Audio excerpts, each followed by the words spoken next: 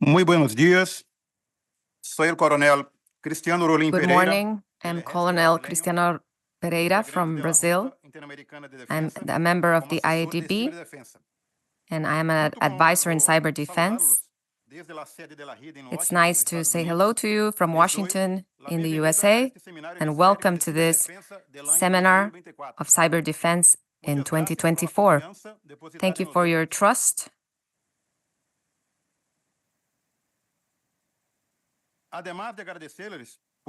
So besides thanking you for your attendance to this event, I want to share with you the joy that we have of having right now the enrollment of more than 5,000 participants representing 44 countries of the entire world.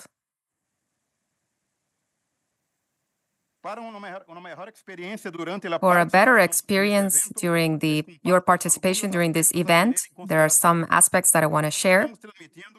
We are streamlining this simultaneously through YouTube on the channel of the IADB, and participants may ask questions to the panelists.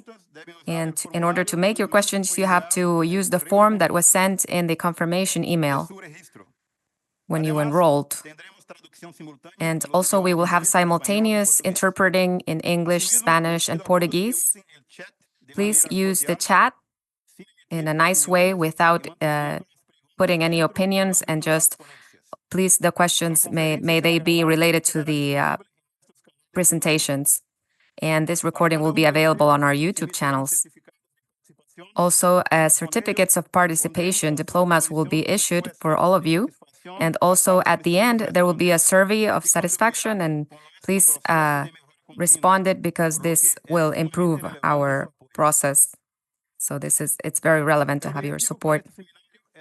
The objective for the seminar is to strengthen the international cooperation and also strengthen our capacities.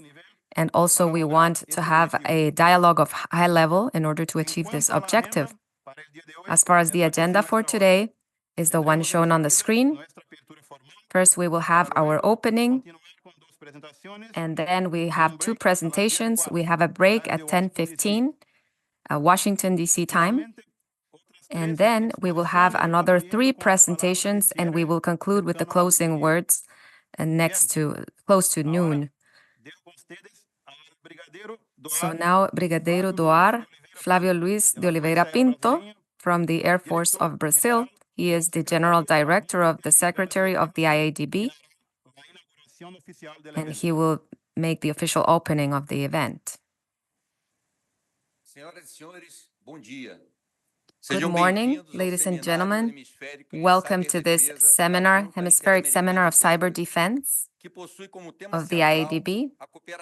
And the central topic is international cooperation on cyber defense. And this time, we will offer a unique perspective, and we will explore this topic, which is so relevant in the current world. We live in a digital scenario, which is constantly being transformed, and we have ever more complex challenges. So in this context, the international integration on cyber defense is basic. And therefore, today's event has as objective to share experiences and good practices, as well as strengthening the relationships through building a solid network of contacts among the participants. So throughout the morning, we will have the cooperation of experts and leaders in the area that will bring their visions and knowledge about innovative strategies and actions in the topic about cyber defense.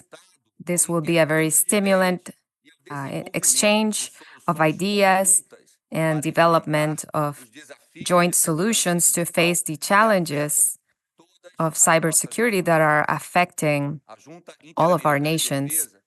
The IADB has promoted some initiatives to promote dialogue and cooperation in this area, thereby recognizing that this multilateral approach is basic in order to strengthen the cybernetic resilience And thereby, the IADB is also reaffirming its commitment of continue to be a pillar to promote common interests and also digital security in our countries. So with this spirit of cooperation, we thank everyone for your support and your participation, and especially the panelists because of their availability and their willingness to share their knowledge and experiences. And finally, we wish that you have an excellent day, and please take advantage to the maximum of this, take the most benefit out of this presentation. Thank you, Brigadeiro. We're going to formally start this event. And so the first topic of this seminar will be presented by General Keith Osmond from US Cybercom, and he will be presenting US Cybercom Partnership Strategy. That's the topic of his presentation. It's my pleasure to introduce Brigadier General Keith Osmond, Canadian Armed Force and current Vice G5 at United States Cyber Command, Plans and Policy Directorate. Throughout more than 35 years of service, General Osmond was privileged to spend almost 2 decades in command positions, commanding at every level from platoon to formation. His variety in posting locations has allowed him to work across all Army divisions, the Canadian Armed Headquarters, the Vice Chief Defense Staff Group, as well as both United Nations Mission Headquarters. Hola, buenos dias. Good morning, General Flavio. Good morning. Thank you very much for giving me the opportunity to speak to you here today at the 2024 Hemisferic Cyber Defense Seminar. I have to admit, I have been in this building before, about 14 years ago. I was here visiting a colleague of mine, a friend, and a golfer named General Guy Thibault, who was former chair of the IADB, and spoke very highly about this organization and about the progress that it continues to make.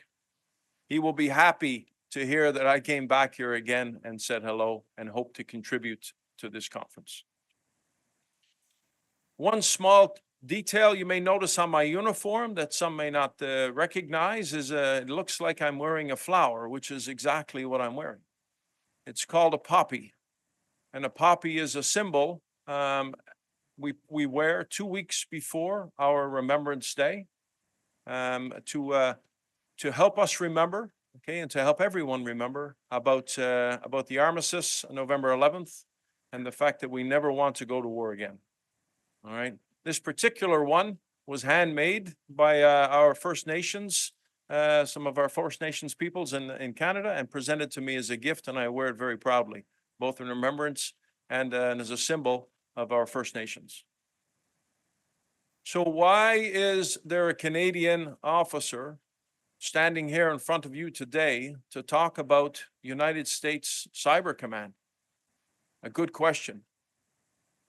I would have to say that it's the very highest symbol or signal of partnerships.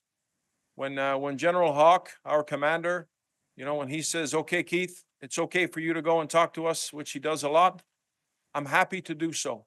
And I think it's an excellent illustration of our deep partnerships that we have.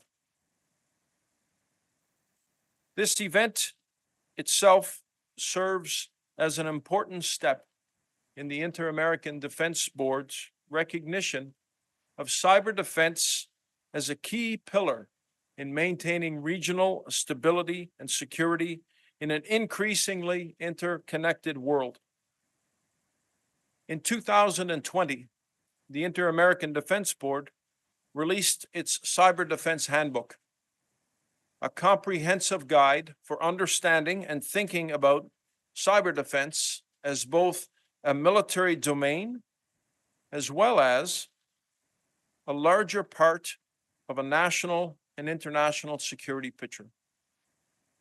Critically, it introduces a common lexicon for discussing the often mysterious components of cyber defense and cyber operations. And it acknowledges the challenges of developing the global consensus on the nature of cyber threats. By creating common standards, by creating and sharing best practices for cybersecurity, this cyber defense handbook helps to ensure that all regional partners are operating on a level playing field and that there are no weak links in our common cyber defense network. As the phrase goes, a high tide rises all boats, and that's what this document does. A very good product, 100 pages, a good read to help us level set. And I'm a little bit biased because my friend, Brigadier General Steph Lac was a co-author of the document. So it's nice to see a Canadian flag on that document as well. Folks, cybersecurity is a team sport, not an individual one. U.S. Cyber Command cannot do its work alone. We must grow and enhance our network of allies and partners that we will rely upon for the decisive decade ahead. That is why we recently released in February of this year the U.S. Cyber Command Partnership Strategy that outlines the globalized nature of cyber threats and describes how we will execute our mission by leveraging the unique capabilities and expertise of our partners. U.S. Cyber Command directs, synchronizes, coordinates cyberspace planning and operations in order to defend and advance national interests in collaboration with our domestic and our international partners. In my position as the U.S. Cyber Command's Vice Director of Plans and Policy, I focus heavily on integrating our allies and our partners into our current and our future military operations and plans in support of the national, regional, and global security. Functionally, our regional combatant commands, such as U.S. Northern Command and U.S. Southern Command, implement many of our policies and activities, giving them greater reach within their areas of responsibility. Their persistent forward presence provides them with an unparalleled access into an insight into the threats faced every day by our regional partners. By synchronizing our efforts, at Cyber Command's efforts, with our regional combatant commands, we're able to enhance and add value to their existing military-to-military relationships, strengthening their ability to work with our allies and partners across all domains, including cyber. We operate in support of our regional combatant commands, and they are the clear leads for the partnerships in the region.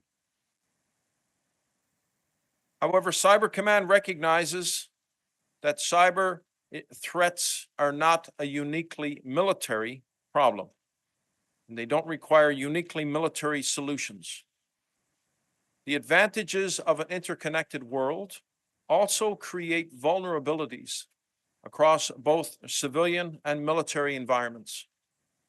Cyber Command works closely with our partners across the U.S. government, the private sector, and academia to address cyber threats within our own networks. Again, we can't do this alone. By leveraging these relationships, we can support our international partners when cyber defense requirements expand outside of traditional military responsibilities. And as we all know, cyber defense does not fit neatly into an area of responsibility, but rather it pervades all aspects of national and regional security. It requires participation of all relevant stakeholders to address threats and develop creative solutions to address and defeat these common threats. This includes developing a diverse cyber workforce with a wide range of experiences and perspectives, capable of responding rapidly to new and emerging threats.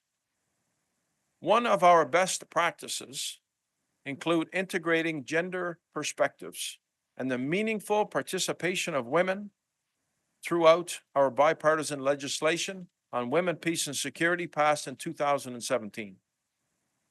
I am very pleased to share that we have yet another common value in the Inter-American Defense Board, as I understand that women, peace, and security is one of the 12 lines of action for the IADB. A critical dimension of cybersecurity that could receive more attention is gender inclusivity. Our first step in acknowledging gender in cybersecurity is about operational effectiveness and resilience. This law recognizes that the key to global security isn't limited to technology and cybersecurity.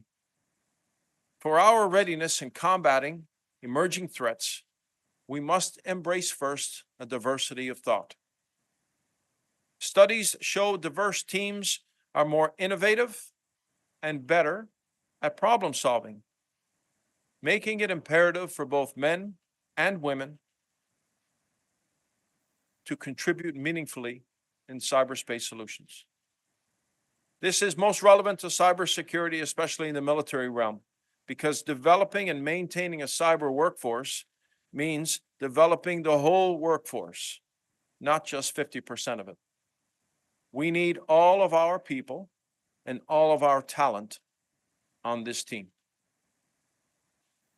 An example of Cyber Command's commitment to practical partnerships that works both ways, not what can we do for you, but rather how can we improve each other, is our annual Cyber Flag exercise and our multinational symposium. Canada, for example, has been a consistent participant in the exercise itself. And last year, I'm happy to say, for the first time, we had a South American partner, Brazil, join the exercise. We also had participation from Chile in the multinational symposium last year. We look forward to expanding the list of IADB partners, nations, in exercises to come. And I would like to take this moment to formally invite Mexico, Brazil, and other countries to form a combined team for Cyber Flag. In the past Cyber Flag, we had the opportunity for countries to come in and participate on exercise. Last year was the first time that we actually encouraged partnering of teams, and it was a resounding success. We meet for several weeks normally at the DoD range, cyber range in Suffolk, Virginia, wargaming and exercising realistic defensive cyber scenarios. And then we conclude with a 2-day multinational forum for senior cyber defense leaders. At Cyber Command, we have found that these events go a long way and give us great insights that we could not have had without close and persistent participation of teams from all over the world. In sum, we learn from each other and we get stronger together. In closing, I would like to thank you all for your dedication and your vision to improving our collective cyber defense. The facts speak for themselves. We all know what the intelligence and public investigations prove. There are malicious cyber actors, many working with the consent of or on behalf of several foreign governments, and they've been wreaking havoc around the world. Ransomware, financial crimes, threats to critical infrastructure, including our power, our aviation, public safety occur, every single one in our countries. More ominously, malware exists on all of our networks today that directly threatens our ability to protect ourselves from foreign exploitation and attack. This means that no one here is a spectator and no one here is immune. All of us are at risk all the time, and that, more than anything, is why we all must work together to confront and defeat these threats. Thank you very much. Now, I understand there may be some questions.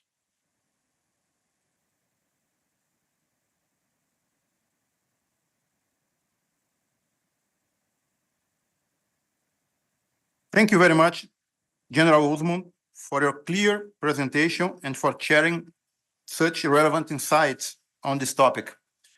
Please allow me to tell you that during your presentation and due to large audience we are reaching, we have received numerous questions as well as praising comments.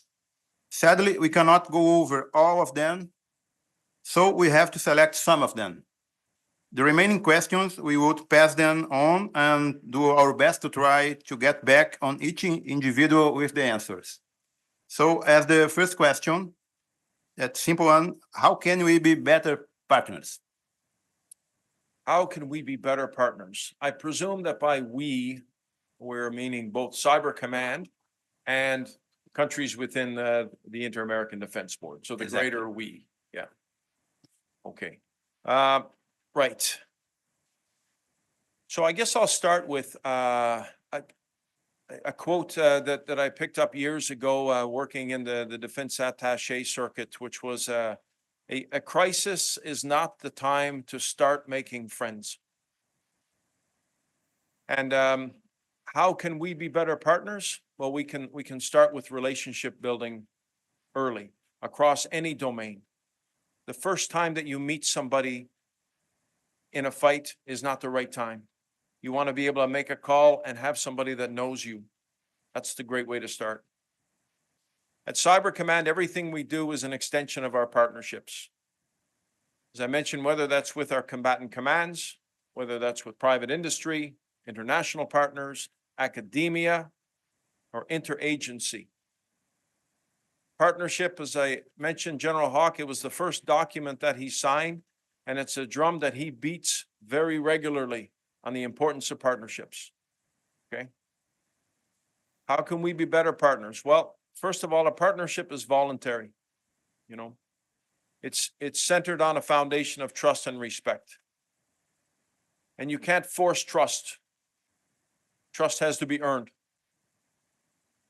It's a mutual supporting where we learn from each other. We learn best practices from each other, and then we're able to integrate them into our own way of doing business.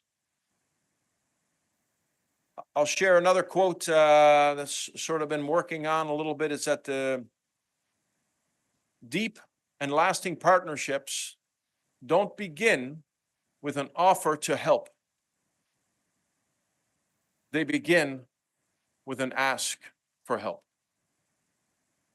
Identifying that we don't know it all, that we can learn from partners, that we are seeking your best practices and your ways of doing business and how you address these things. That's how we're going to build stronger and lasting partnerships. So we understand that, and I know you do as well. One of the key things that we do is persistent engagement. And that's through dialogue, through key leader engagements, through discussion groups, through seminars like this where we get a chance to sit together and talk. It's participation in training events, war games, tabletop exercises, as I understand, has been recent and very successful here. Exercises where we can then really practice a common lexicon, right? And our standards and our norms. Many times we're talking the same thing. We're just using different words to explain it. So the more we work together, the better we will be in being able to address that and develop our partnerships.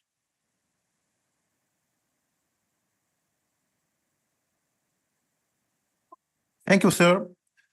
As a second question, what is women, peace, and security? Why is it important in the context of national and global security?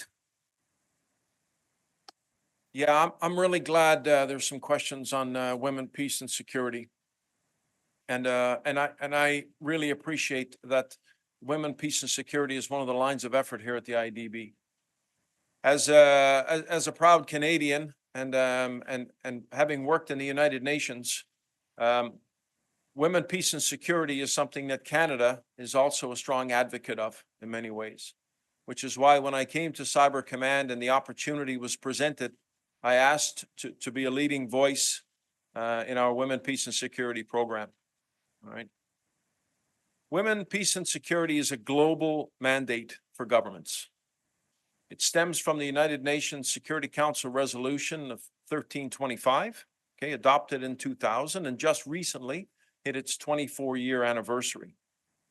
It's the first United Nations Security Council resolution to recognize the disproportionate impact of conflict on women and girls and their role in conflict stabilization. At its core, women, peace, and security comprise 4 pillars: prevention, protection, participation, and relief and recovery. These pillars recognize that each crisis or conflict impacts men, women, boys, and girls differently. And that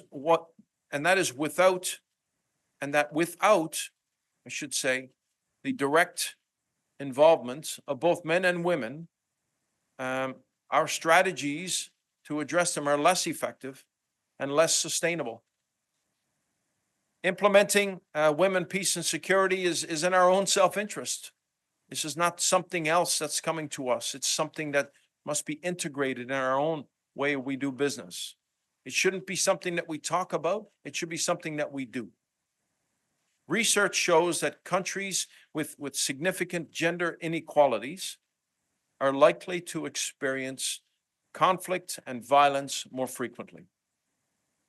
These conflicts often have broader implications with second and third order effects, potentially affecting a more global and regional security. By helping and learning from our partner nations on implementing women, peace, and security, by sharing the best practices, I believe that we are all contributing to a mutual and broader, stronger security goals. Thank you again, sir. Finally, another question regarding women, peace, and security. What does women, peace, and security look like with regard to cyber? Yeah, that's a great question. So I guess from a U.S.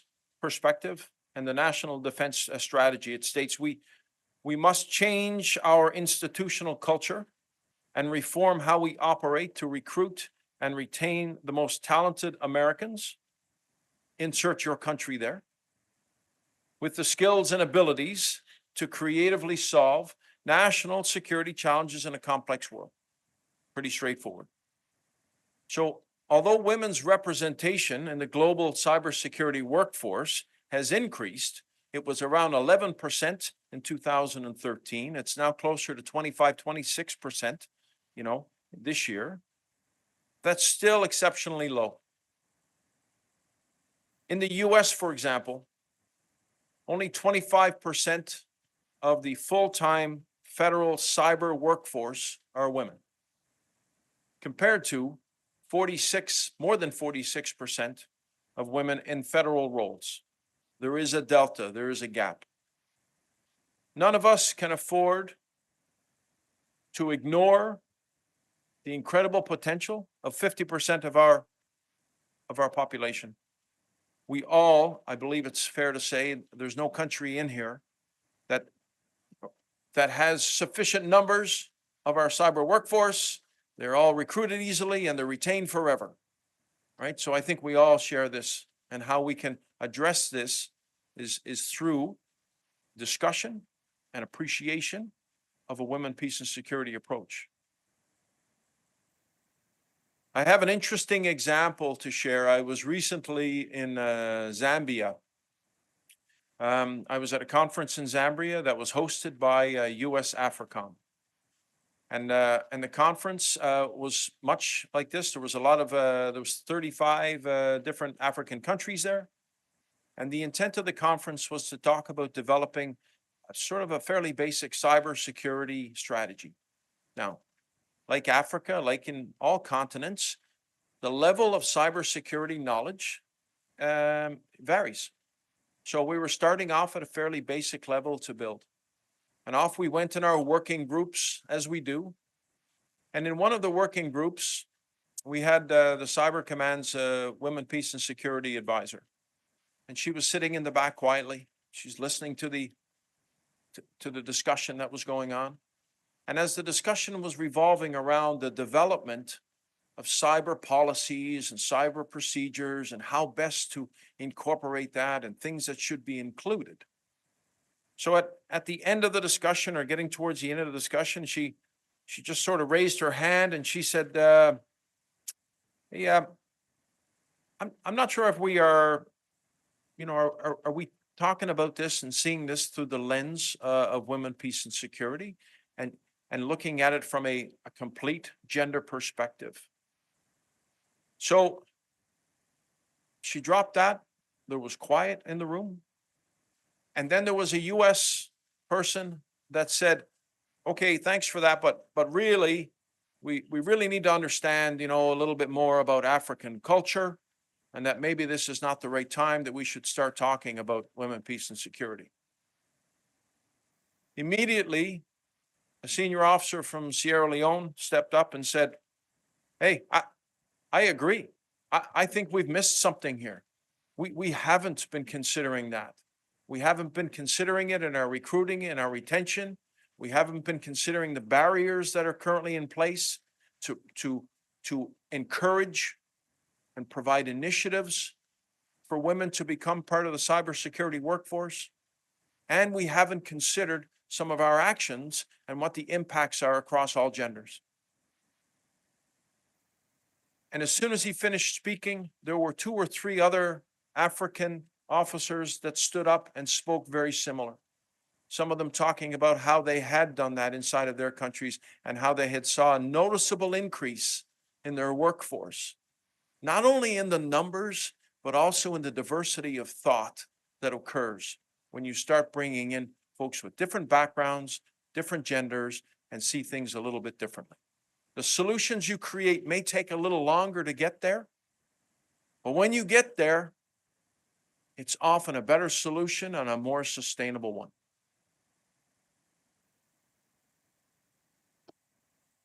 Thank you again, sir, for all your answers. That's the last question for now. Thank you.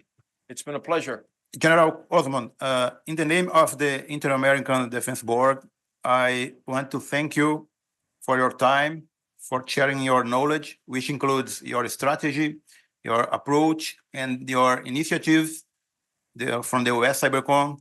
I thank you for the presence of the US CyberCon in our event. You bring your knowledge, your name. You are recognized as a big player in the cybersecurity scenario, if not one of the biggest.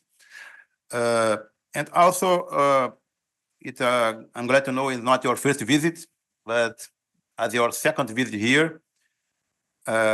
We thank you for your presence again at the IADB facilities. Thank you. Although it wasn't my first visit, I think I got lost more on this trip here than I did the first time. And I look forward to speaking with you and answering any other questions you may have and learning from you as well. Thank you.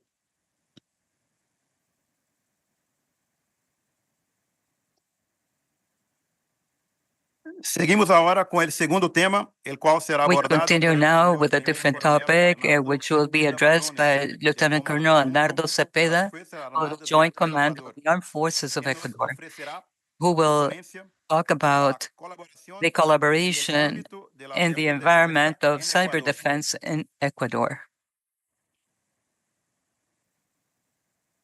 I would like to introduce Lieutenant Colonel Arnaldo Cepeda, officer of the Air Force of Ecuador, who has been the head of the the Chief of Staff and have the command of cyber defense. He also worked with the planning and support of incidents of the critical infrastructures and prepares the collaboration of the preparation of IT cybersecurity for the defense sector, and is the author of Pillar 4 of the Strategy of National Cybersecurity of the Ministry of Telecommunications and Society of Information. He has developed diverse projects to strengthen the capacity of cyber defense of the armed forces. He has been in charge of planning and execution of the cyber exercises as part of the exercise Resolute Sentinel 2023-2024, which were carried out in Quito, Ecuador.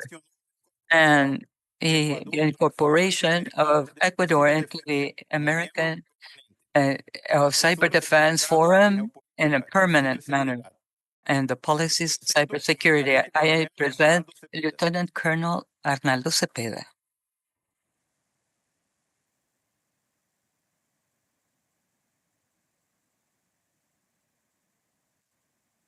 Buenos días con todos. Good morning. Quiero primero saber si me I escuchan would, y me pueden observar.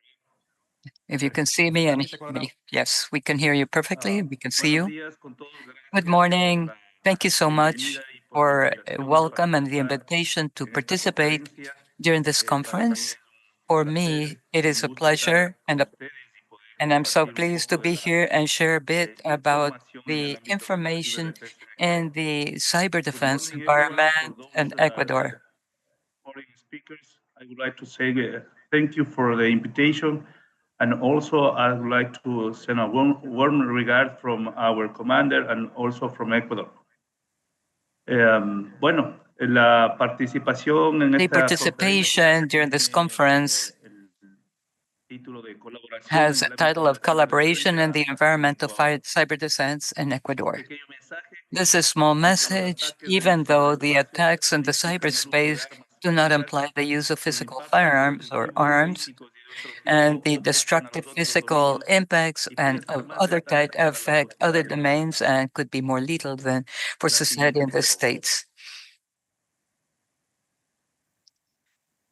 I would like to present my agenda for this morning.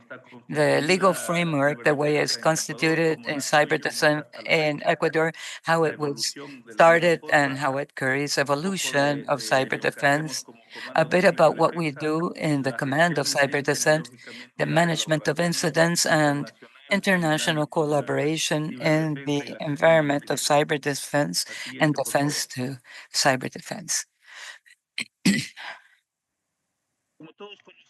As we all know, the fifth domain of after the meeting of Varsovia in 2016, in this sense, Ecuador, already involved in cyberspace and cyber defense, considers that cyberspace is an emerging domain for Ecuador.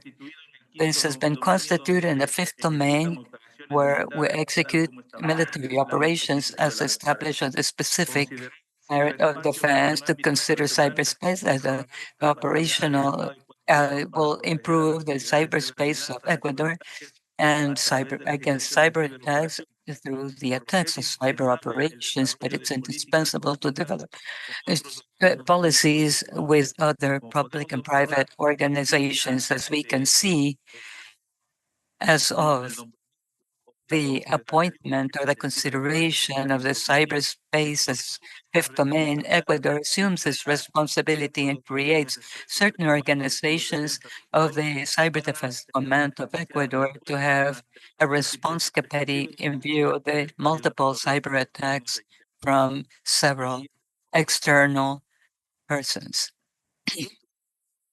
Within the legal framework, when the cyber defense started in Ecuador, we had the Ecuadorian state. We did not talk about what we know about different countries. The terminology used in the cyberspace is new as of 2014, and it is associated, the cyberspace is associated to an article that allows us to have the competencies.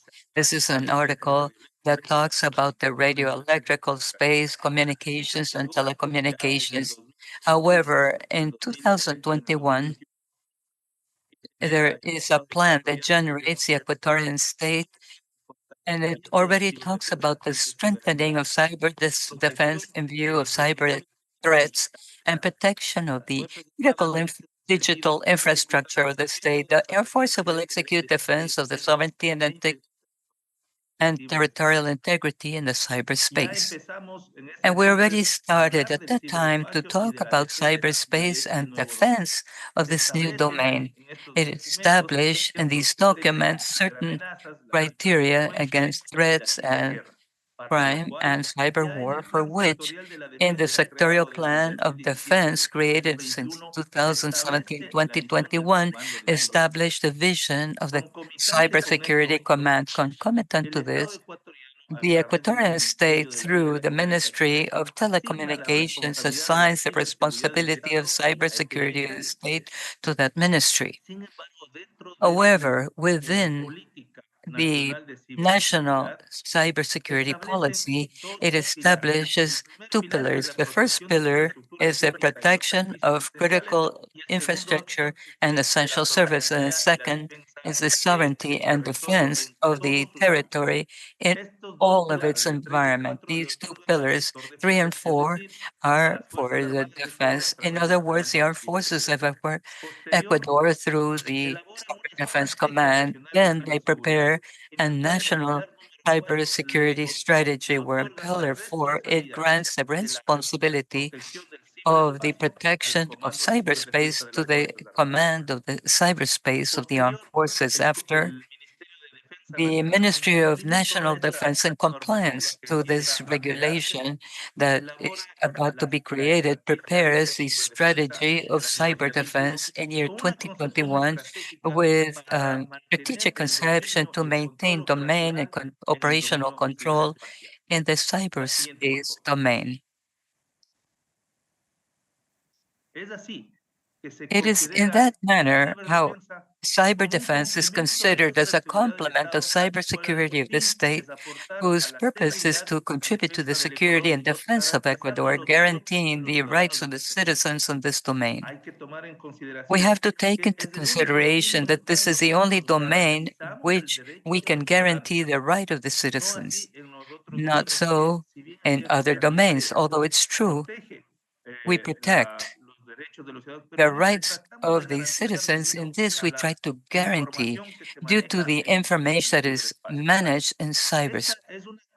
This is a capacity of the armed forces that needs to be organized and prepared to keep surveillance control and domain of cyberspace through exploitation, cyber intelligence, and offensive activities that allow to prevent threats and counteract incidents that vulnerate the critical digital infrastructure. As we can observe, Ecuador already considers that we must protect the critical digital infrastructure, despite the fact that still there was no title of critical digital infrastructure. But as a reference, we already had lifting of other countries which has served so that we can continue to be along on the same road.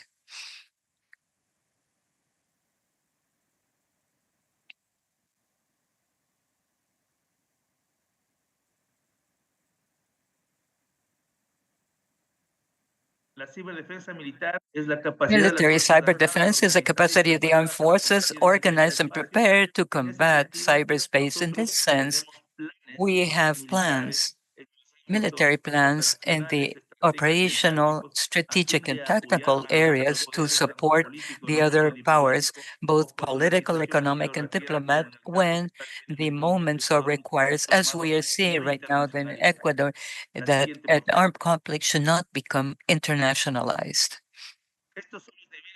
These are the levels of responsibility which are similar to the rest of the countries. We have a political strategic level in charge of the Ministry of Defense, and the military strategic of the Joint Command, operational, which is the Cyber Defense Command with this tactical tactical areas and the units of cyber defense of the forces. This is the involvement of the cyber defense in Ecuador. Let's say a very short period of time from the creation of the command of 2014, 2018, there was a technical standard for the incidents of vulnerabilities. In 2020, we inaugurated the facilities of the Cyber Defense Command, but before that year, we shared the facilities with the Joint Command and the facilities of the Intelligence Department. Afterwards, in 2021, they create certain regulations and see cyber defense as such. In 2022, we offer joint courses on cyber defense and national exercises of cybersecurity. At 2023, from March to May, we prepared the Critical Defense Infrastructure Catalog. In June, the first multinational exercise is part of the cyber exercise, as part of the multinational exercises. Unfortunately, for internal political situations of the country, this exercise had to be transferred to Peru this year, but it kept the cyber exercise in Ecuador. United States has a more direct collaboration in Ecuador and sends an advisor in cybersecurity who helps us to prepare certain regulations internal for the country that has helped us to make a great progress with the situation with regards to the collaboration with the United States. In September, the second joint course of cyber defense, and in October, Ecuador is now part of the certain organizations on cyber defense in the region, and we participate in some cyber exercises online, in particular with OAS and the IADB, the Inter-American Defense Board. We had the opportunity, as part of the Inter-American Forum of Cyber Defense, to participate in the cyber exercise of the NATO in Spain. In year 2024, most of the activities have been aimed at the compliance of cyber operations in the internal area of what is all of us know, known as Ecuador is living a complicated internal situation, and cyber defense has been able to operate with our tools and with new equipment, new infrastructure in support to the operational situation in Ecuador. We shall talk a bit about the cyberspace, a cyber defense command. In this sense, we considered the operational domains in the following manner. As you can see, all of the armed forces are in charge of cybersecurity as part of the central government. It's important to note that they protect the security and they're trying to recover their own network. However, as you can see on the right-hand side, Ecuador and its armed forces, they were the land forces, naval forces, air forces, and although the cyber defense is not considered as a force, we consider that we need to protect the cyberspace, the critical, and keep the cyberspace control. And we're going to see in the next slides how we work, how we execute our operations for the defense of critical digital defense. The mission of cyber defense and exploration and space to see the digital and critical infrastructure of the armed forces and the response to degrade or neutralize cyber threats to contribute the compliance of the missions of the Joint Command of the Armed Forces. This mission or these missions are transformed in the next manner. And so we have to comply with this type of operations, defense operations. Cyber operations for us are aligned with most of the countries with what they have considered as military actions that are planned, organized, and coordinated by cyber defense units. We have cyber defense units in the Cyber Defense Command, and also operationally, there's a unit that depends on the Cyber Command. And so we have 6 types of different cyber operations depending on its nature, the objective, and the environment where they are being developed: defensive, passive, defensive, active, passive exploitation, and active exploitation of response and offensive. We're also aligned with the same proposal on the guidelines of cyber defense of the IADB. Next, please. And here we're going to look a bit more about how we can organize our cyber operations. The defense group does defense operations or to detect malicious operations and analysis of vulnerability, and also the management of incidents and recovery after a cyber attack. Then the exploration group, besides executing exploration operations, it also executes cyber intelligence operations. And the response group, as such, executes offensive operations. And based on that, also, we attack critical infrastructure of the enemy. Next, please. As of now, as some detailed information, the Cyber Defense Command has executed operations of around 1,735 cyber operations since there was an internal armed conflict in the country. And as you can see, here we have detailed some of our activities that we've been contributing to for the security of the population. Next, please. This is part of our activities, especially in the jails, where we have found and detected connections of irregular groups from other countries, such as Mexico and Colombia, who are recruiting gangs from our country for drug dealing and organized crime. Next, please. And now going into this topic of management of incidents, which is part of this presentation, I can say that this Cyber Defense Command is from the Ecuador Armed Forces, it's part of the Ecuador Armed Forces. So we have certain organisms who support us. The ones in blue are national organisms, and the ones in yellow are international organisms, among others. These are the main ones. The ECUCERT is the Center of Response of Incidents from Ecuador, and we coordinate all sorts of incidents that are generated in the country that would be in the public or a private environment. When it's in the public environment, we act directly by further request of this organism. For example, if there's an attack to a petroleum infrastructure, we act immediately because that's part of our fundamental mission. However, if there's an attack, for example, to a private bank, the command reacts, but however, it needs to receive a request from this organization, and thereby we can cooperate to manage this incident. Then CEDIA, this is an Ecuadorian corporation for investigation in academia, and they are also in charge of cooperating for the management of incidents, for internet and other types of related services.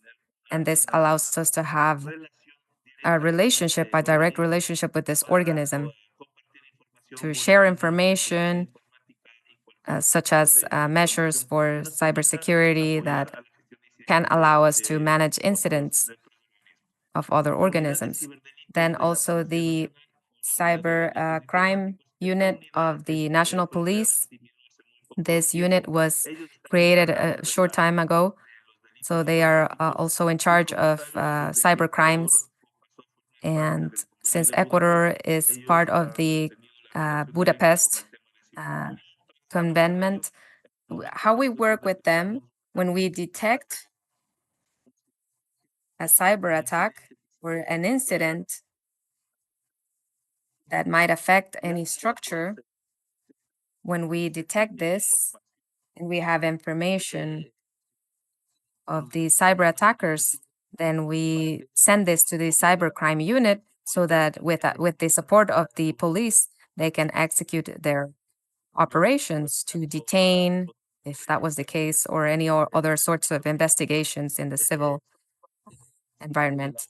We're part of the OAS, that's part of the SICTE of OAS, this committee, Inter-American Committee, and we have some channels with them to share information through email. We have a chat, and we also have personnel who is in charge directly to be in contact with them, with this Inter-American Committee Against Terrorism. We're also part of FIRST. We are getting a certification, additional certification. And also we are part of the INCIBE. We're also working with them, this National Institute of Cybersecurity of Spain, and also with the CyberDefense Ibero-American Forum.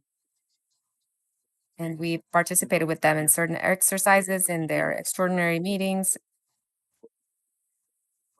And because of the internal situations of the country, we haven't been able to participate in all of them, but we have been able to attend to a couple of them. Next, please. Then the incident management, as you can see, there's a small graph here. The response team that we have in this Cyber Defense Command, we can implement actions for prevention, detection, and early warning of incidents that can affect strategic sectors. So we have in some units, cyber defense units, who are in charge of the first management, the first response to the incident. If the incident is above their capacities, then the Cyber Defense Command comes in and they support this incident management of the forces, of the armed forces. And it happens on the same way with state organisms. We're also doing a critical mapping of the sector, of the state as such, the public sector. We have 14 ministries that are working directly with us. And we're also trying to make a similar organization so that whenever an incident is detected, they will be the first ones to react. And then afterwards, when they become overwhelmed because of the capacities, then these Cyber Defense Command can intervene and can provide support to them so that there's no bigger impact on the infrastructures. Next, please. So within all of this issue of incident management, we also need to understand that many of this information that is being handled on the social networks is also affecting the institutional image of the country, of the government, and of course of the armed forces. So in that sense, the armed forces prepared a plan and created a unit called the Center of Handling of Joint Information. And this organization is in charge of combating false information, misinformation in the social networks. And as you can see, a lot of the information that is on social media,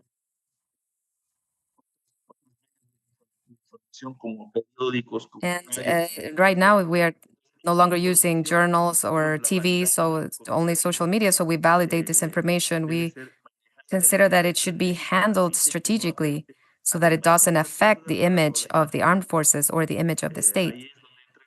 So that's where the COSIVE comes in, COSIVER. So they give the information, the resources, the information that is in the social media. And we can look at it through certain platforms. We analyze it. We consider if it's false, if they are coming from bots or real users, if this information is not real, because the information contains certain things that might compromise the institution or the state, then we proceed to eliminate it through certain channels, cooperative channels that we have with the social media platforms themselves. Next, please. Then within the support to incident management, we have here a small example of what we've been able to work with institutions, with public institutions and other private institutions. We've worked permanently in the vulnerability analysis of the critical infrastructure of the Ministry of Defense. And this, we do an annual planning that we comply with for all of the units of the armed forces, especially in the command units, the bigger ones, who have their data centers and their control centers where they have all the information concentrated. So every year we do an analysis of vulnerabilities to correct them and to avoid cyber attacks. We have mitigated attacks of cybersecurity in the networks of the Electoral National Council. We've done also an analysis of vulnerability of the digital structure of other organisms such as the Ministry of Finance, Ministry of Agriculture. So it's important to consider that, for example, Ecuador is one of the countries who exports banana, shrimp, and other related products. And these products, whenever they are exported, they might be contaminated with drugs from other countries. We could say that maybe this doesn't have anything to do with cyberspace, but unfortunately, through certain programs, they are the companies who are exporting take advantage of the organized crime in order to infect and increase the exporting. So the quotes, exporting quotes. So, and there we have these products contaminated with drugs. So what do? We're trying as much as possible that these networks that we have in this organism, in the Ministry of Agriculture, that they are not affected by other actors, so that they may change these quotes, or they can increase the quotes, or they can enter other types of products, exporting products that are infected with drugs. And also we have executed 2 international cyber exercises, and we're part of this forum, Ibero-American Forum of Cyber Defense. We've also done incident management for the presidency and vice presidency of the Republic and at the Civil Registry, which is the organism that has all the information of the citizens of Ecuador, and it's vulnerable to cyber attacks or attacks that can allow people to get information of the citizens, so to commit crimes such as extortions, which are happening in our country through these gangs. Next, please. So within our organization as armed forces, we have considered that we have cyber threats from external actors and internal actors. So as far as external actors, among the states, there's no organization that is directly established that might be like a force as such. But within a state, there are organisms such as, for example, Guacamaya is an organization that is within a state who might attack. For example, Ecuador got attacked by them. We had a good system for resilience, a good security system, and so this attack didn't affect that much. But we can say that there are actors and states and organized groups or individual actors from other external organisms from other countries who have propitiated attacks to Ecuador. Also, we have internal actors,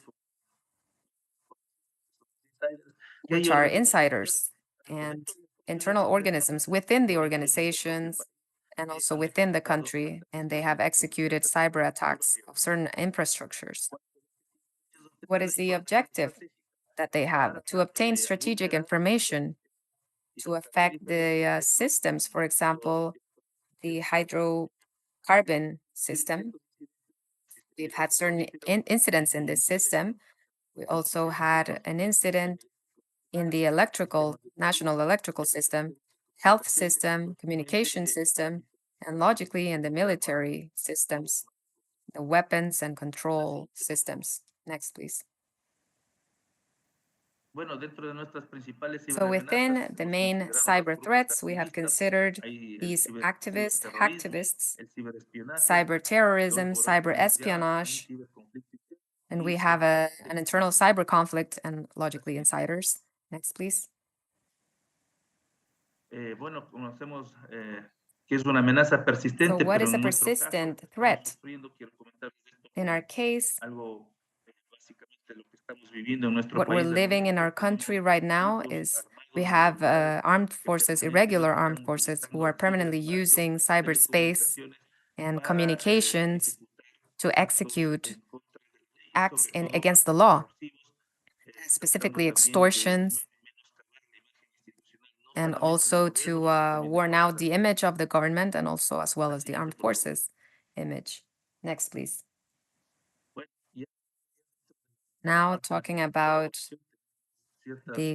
cooperation, we have certain initiatives, which of course, if Ecuador is not part of NATO, but we're adopting certain doctrines that have allowed us to protect and defend ourselves from certain cyber threats. So in that sense, it is good to express that within the strategic conception of the armed forces, the cyber defense is considered as a basic pillar. And in this sense, it is also important to consider that we are trying to obtain certain support from certain organisms internationally, such as the IADB, such as the CyberDefense Ibero-American Forum, in order to share information, which is important for us and that allows us to have an adequate resilience facing cyber attacks. Next, please. Next slide, please. So within the initiatives of cooperation, we have already talked about this Ibero-American Forum as our main ally, and through which we can strengthen the international cooperation as far as cyber defense. We can share information.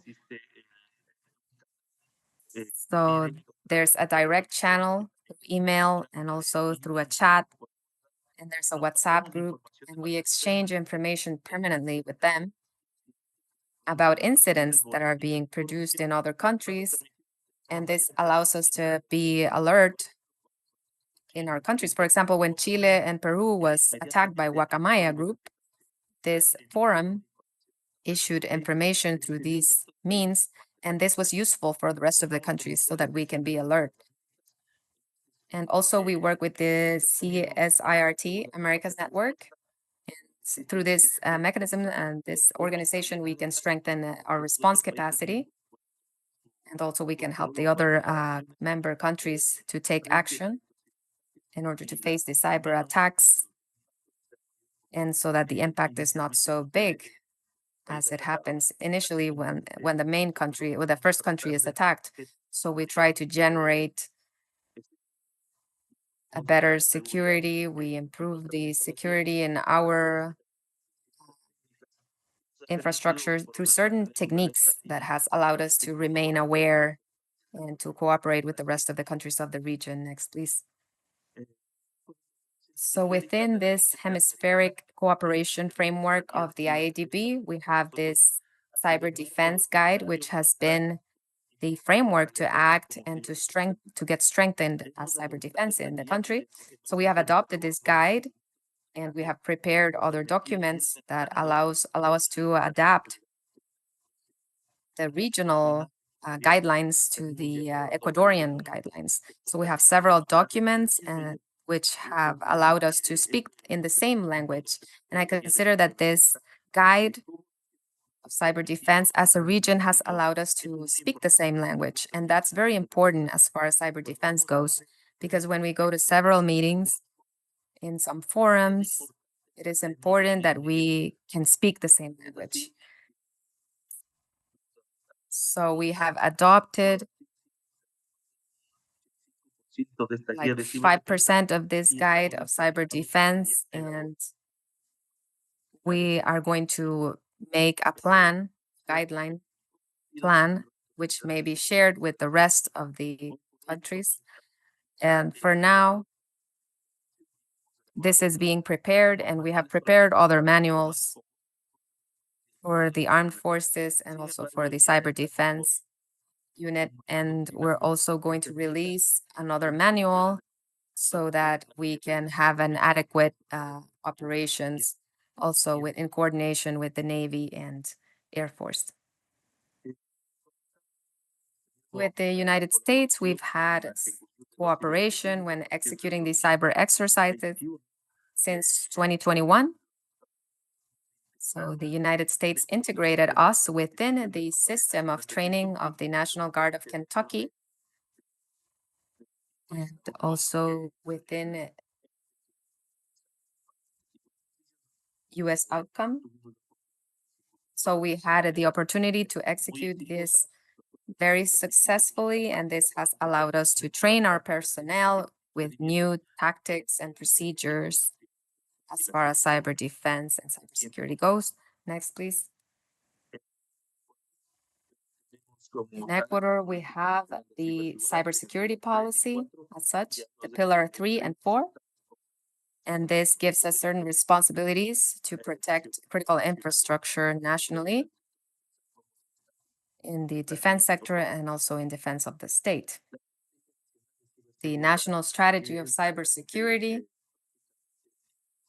which practically gives us the authority to protect the strategic information and the critical infrastructure as such to this Cyber Defense Command. And this is what I had already expressed before, which basically this gives us the possibility of executing operations in the military environments and other organisms of the state. Next, please. So within this strategy of cyber defense of the National Ministry of Defense, they are granting us a capability to prepare, to also plan and have vigilance of the cyberspace. So through this cooperation with the United States, we are developing this project of the Center of Security Operations to supervise and control the critical infrastructures of the defense sector and other sectors of the state. We are making a pilot with the biggest organisms in the country. So the main company that produces petroleum and in which is the most attacked, we have started to work with them. Next, please.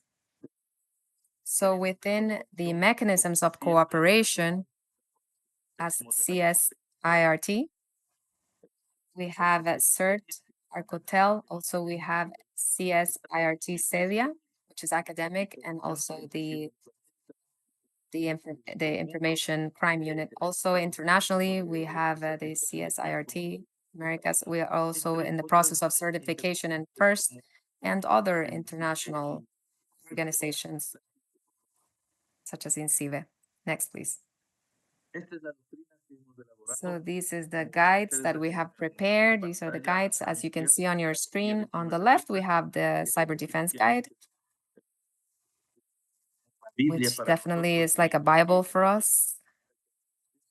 So we have to thank the people who took the time to develop this, to generate a document, a common document that allows us all to be based on an information that somehow allows us to handle the cyberspace in an adequate way. So as you can see, in our internal guidelines, we have elaborated these manuals for cyber defense operations, and we include this symbols of cyber defense, and we have included also the military operations of in the cyberspace. We also have this manual of symbols of the armed forces and the cyber defense terms. Next, please. I can also express that the methodology and the catalog for digital infrastructure of the defense sector has been prepared and released the prior year in 2023, and it is active right now. It is valid. We have a critical infrastructure that we are protecting and also certain systems. And this is the common denominator in every country that to protect, and also the ones from the state. We are separating those because we don't use the same methodologies for the defense sector and for the state sector. So we are separating these. And right now we are preparing the other catalog of the other sector of other organisms of the state. Next, please. So I hope that I addressed everything that was requested to me, that I may share what happens in Ecuador, how we cooperate with the countries, for me and for Ecuador, cyber defense. I think these types of forums, these types of congresses allows us to get to know cyber defense as such, how other countries are working and how we can cooperate in being a more resilient region towards the attacks from any organism, any state. Try also to have more relationships in this and cyber defense sector as colleagues in arms. And so I want to thank you also for your attention. If anybody has a question, I can answer it. So thank you. Muchas gracias, Coronel Cepeda, por presentarnos el escenario actual del sector cibernético de Ecuador, lo que se alinea perfectamente a nuestro objetivo de colaboración de la red. Le informo que which hemos aligns recibido perfectly algunas to our preguntas collaboration of the audiencia. IADB. We have Vamos a received traer some aquí las questions partes from the finales audience en el tiempo que and tenemos disponible. selected in time As that we demás have preguntas serão available. enviadas The rest of the diretamente a questions usted shall be para uma sent posterior directly to resposta you via directa for com a os later answer interessados. directly with Assim, the como interested primeira persons. pergunta, First como question, considera usted que se deve how do you agir consider frente or what às should be ameaças done in regionais view contra of a regional seguridade da threats informação dos against estados, information security of considerando the el states, incipiente apoio considering the à incipient support ciberdefensa to y la cyber falta de defense and the concienciación lack cibernética of de las cyber organizaciones? conscientization of the organizations?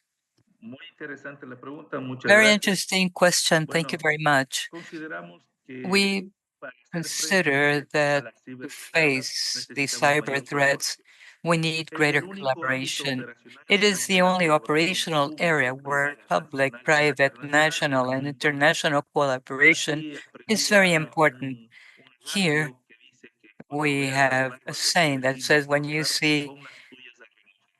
¿Qué quiere when decir you esto? see your Cuando existe un well, it's ciberataque difficult to en un país translate, but vecino, when there's a cyber no attack in quiere the neighboring decir country, esto que solo ese this país does está not mean that only this sino que country quizá or that country will be attacked. ciberdelincuentes o But ciberdelincuentes the lo cyber único que están criminals, haciendo or es cyber probando attackers, the la only thing that they're seguridad de doing ese país is para pasarla a testing the otro país security y of así that influir country, a través de ciertas and estrategias through o certain procedimientos que pueden utilizar las mismas tactics, they could use the same con el otro país. Esto tactics ya pasó en with Argentina, another lo hicieron country. en This has México, already en happened. It Colombia, happened in Chile, Mexico. They Perú, tried in en Ecuador, Colombia, Chile, hasta por Peru. Ecuador.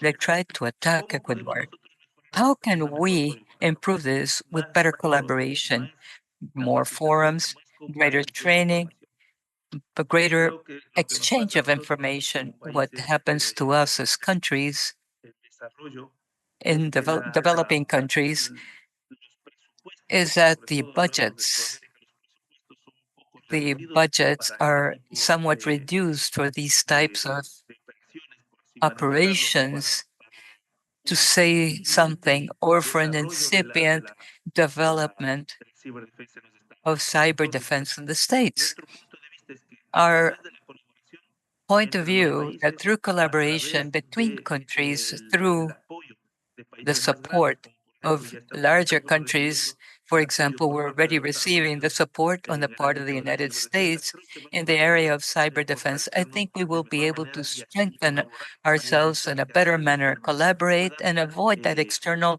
actors can attack our cyber infrastructure. Thank you so much for your question. Muy bien, gracias por su respuesta. Thank you very Y como much for segunda your pregunta, answer. A ¿cómo second mejorar question: los acuerdos de how to cooperación improve en the el ámbito de cooperation la agreements in ciberdefensa the entre los area of países? cyber defense between countries? Bueno, podemos hablar un poquito de lo que sucede en Ecuador. We talk a bit about what happens in Ecuador, and I think all of the countries and region have certain agreements that have been signed with other organizations and other states. But we still need to include cyber defense in these types of agreements. How could we do this through? Well, we have to start with the armed forces. We have a more direct link through other agreements of defense agreements. Let's say if we start to include in the internal defense agreements, we can also include these agreements with the countries. So we have started with the United States as a partner so that we can receive training and support on cyber defense, but I think we need greater regional cooperation. If we do not agree in supporting ourselves in a coordinated manner, the attacks will continue and be progressive in time. And this is going to hurt all of us. So we need to consider the signing of agreements among all the countries and taking advantage of the existing agreements between Ecuador and Peru. We have certain binational meetings, and we have already included cyber defense. Let's say Brazil. Brazil is a power that can collaborate in a better way in the South American region. This would be my experience so that we can increase support and collaboration with other countries in the region. Thank you very much. Gracias, Coronel, Thank you very much, Colonel, respuestas. for your Colonel answers. Cepeda, en nombre de la Colonel Junta Cepeda, Interamericana de on Defensa, behalf of the le Inter-American agradezco Defense por Board, we compartir sus thank you for conocimientos sharing y your knowledge, experiencias como integrante experiences de las Fuerzas as Armadas Ecuatorianas, as a member of the trayendo las Ecuadorian palabras Armed del General Forces, Osman. bringing the La ciberdefensa words trabaja en of equipo General Codman. Cyber y defense por must be ello done es as a team, importante and compartir therefore it los is problemas important que to son share the similares en los problems that are países, similar in the pero country, las soluciones but deben ser adaptadas the a cada situación solutions y need to a be cada escenario que adapted to tenemos. each solution and to each Y scenario entonces, that we may gracias por have. compartir también sus Thank you so casos much para que for your se puedan añadir a success nuestro cases esfuerzo de so colaboración. that they can join Muchas in the gracias y un gran collaboration saludo. efforts. Thank you very much and warm greetings. Thank you very much and greetings to you. Ahora tendremos receso de 10 Now we minutos. shall have a 10-minute break Tornaremos a las 10 and we will return at 25. Luego 10:25, seguiremos con nuestra where we tercera will continue expositora. with our third Hasta pronto. presenter. See you shortly.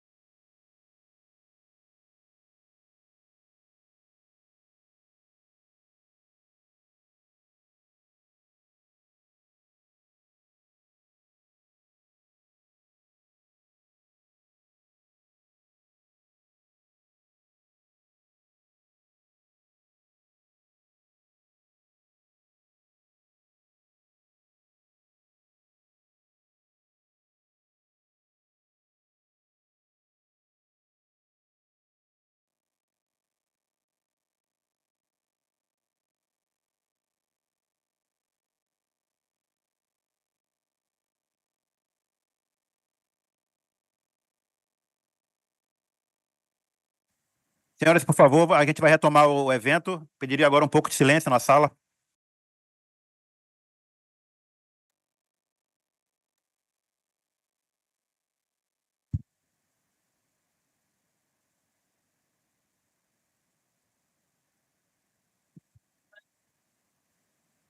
Tras o intervalo, seguimos agora During the com o break, terceiro tema. thank you and welcome back. We Será continue with the abordado third topic, which will be pela senhora addressed by Carrie Ann Mrs. Barrett, Carrie Ann de la Barrett Organización de los of Estados the Americanos, Organization of American que nos States, presentará el tema who will introduce the OAS topic SICT OAS Cybersecurity Section.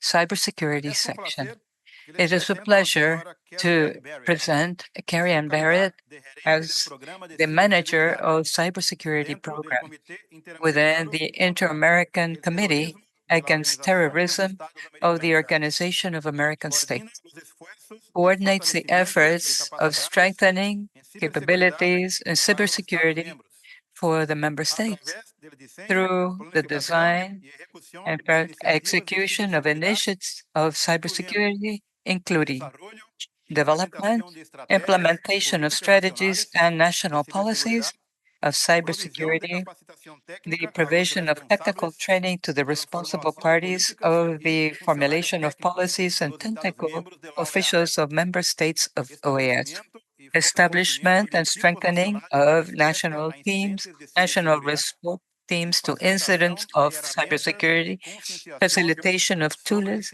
of ciberseguridad. awareness on Carrie Ann cybersecurity.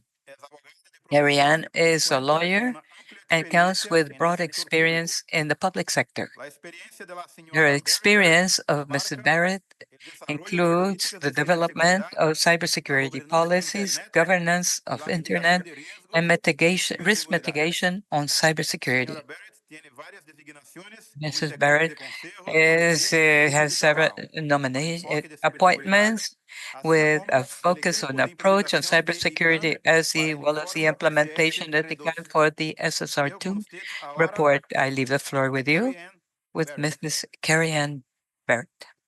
Thank you so much for having me today and for letting us be part of this. It is a privilege to continue to collaborate with the board, and we really appreciate being here. Thank you so much, Flavio. So we continue with this session that you've been having, and our idea is to continue to highlight that in a scenario where there is a national crisis and simultaneous attacks happening, cybersecurity agencies often lack the technological resources that they need or the personnel that they need. One of the things that we recognize is that the idea of mitigating these risks and ensuring that there is both a robust cyber defense strategy or a robust cyber security strategy on a whole, it must integrate domestic resources. A part of it as well is also integrating international alliances and ensuring that there is seamless cooperation between private sector, public sector, and our defense arms.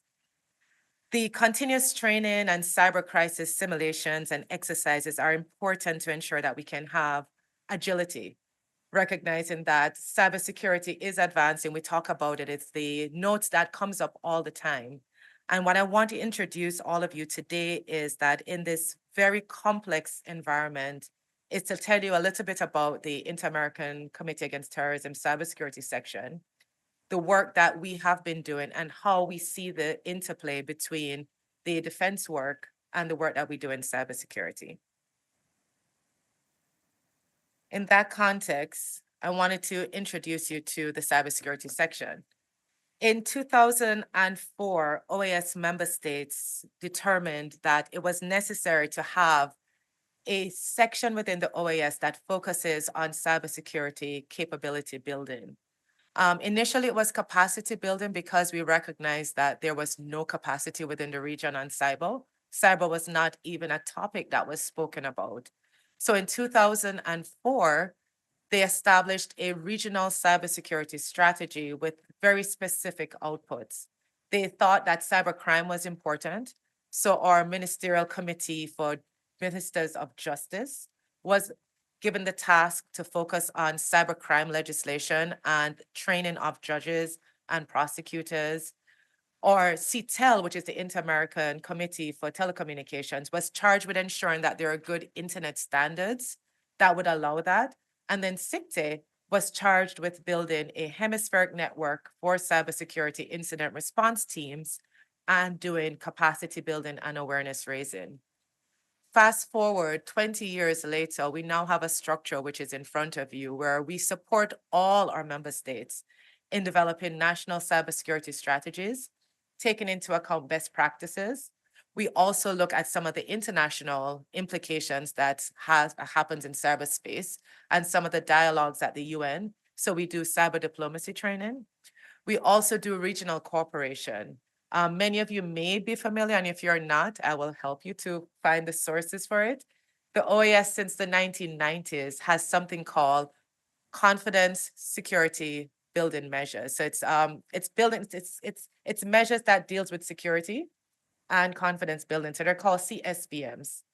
The CSBMs have focused traditionally on military and cooperation as it relates to our military arms throughout the region.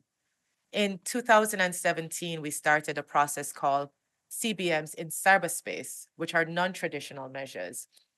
Since then, we have 11 of those CBMs in cyberspace, and those CBMs in cyberspace focus on points of contacts. It looks at how do we cooperate if there's an incident in cyberspace, and it also says, how do we build capacity? We also have our capacity building arm, which you can see in the middle, and that focuses on a lot of what is needed to respond to a cyber incident. We have our CSERTs Americas network. We have massive training programs, which is one that we do within CIBE, for example. We also have a CERT from CCN from Spain that supports our network to do exercises, and we have an academy of training that can happen. And then we do a lot of research as well. And this research is focused on what is the threat level in our region. We've published reports with private sector. We've published reports with other entities, including banks. Asa Bancaria, for example, was one of the reports that we published. And we try to also ensure that we have very wide awareness raising. So for example, yesterday we had a CSERT chat, and the chat was focused on how do you stay safe online with the Christmas is coming up? And we have so many people shopping online. So we actually brought in several of the providers in our region in Latin America that does a lot of these online shopping and have them give best practices. But we're not here to talk about us. That was to give you a framework. So what cooperation with cybersecurity and cyber defense therefore looks like. In this age, we often say that you can't do it alone. No man is an island. Everyone has heard these statements before, but more sincerely, as it relates to even cooperation generally, there's some key tenets that are important to both us as defense and civilians, and just general cooperation in cyberspace. Public-private sector sharing, for example, and information sharing is important because many of you know that a lot of the technology is run and owned by the private sector. We don't have as much control as we used to have over traditional sectors. Sharing best practices is also critical, and joint incident response is also critical. Many times when we have some exercises, we do partner with the private sector. For example, AWS has certain resources that we can leverage. Microsoft has certain resources we leverage. Cooperation is also necessary for the international level, whether it be bilateral, multilateral treaties and agreements, which you are accustomed to doing between countries and between other armed forces.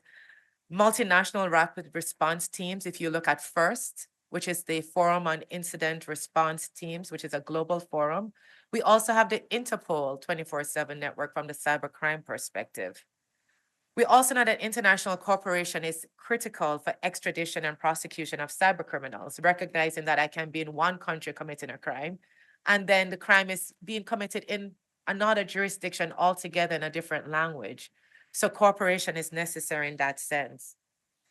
Cooperation is also necessary between intelligence agencies and armed forces. These are mechanisms you already have nationally, where you may have real-time intelligence sharing between agencies and armed forces, but also joint drills and exercises are necessary between your incident response teams and yourselves. Standards and regulations is also another area that we think is necessary. And we have to develop common terminologies, like when does it become a crisis that requires defense to come in? Is it every phishing attack? Is it multiple phishing attacks? Is it a matter that they've attacked a critical infrastructure? Then you need the incident response team and defense to come in. Finding ways to be able to ensure that you have common terminologies, common standards, common levels of criticality is important. International regulation of cyberspace has come up a lot, where some of our other countries have thought that the best way of fixing this is to control the internet. Some of them have actually nationalized the internet so they can't cooperate externally. Some of them have banned private sector companies within their jurisdiction. So we recognize that the whole space that we have in terms of cyber, there's a lot of conflating, there's a lot of colliding of roles and responsibilities. And the only way we can address the real threats is through cooperation, which is why for us, we believe that cybersecurity and cyber defense and how we cooperate is critical.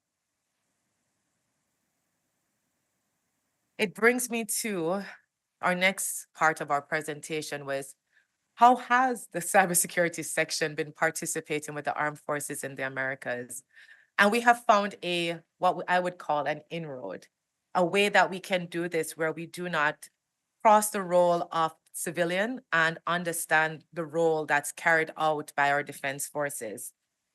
I'm honored to highlight some of the collaborative areas that we have done, and it's important to know that collaboration with the HID is constant for us. It's something that we see as absolutely critical.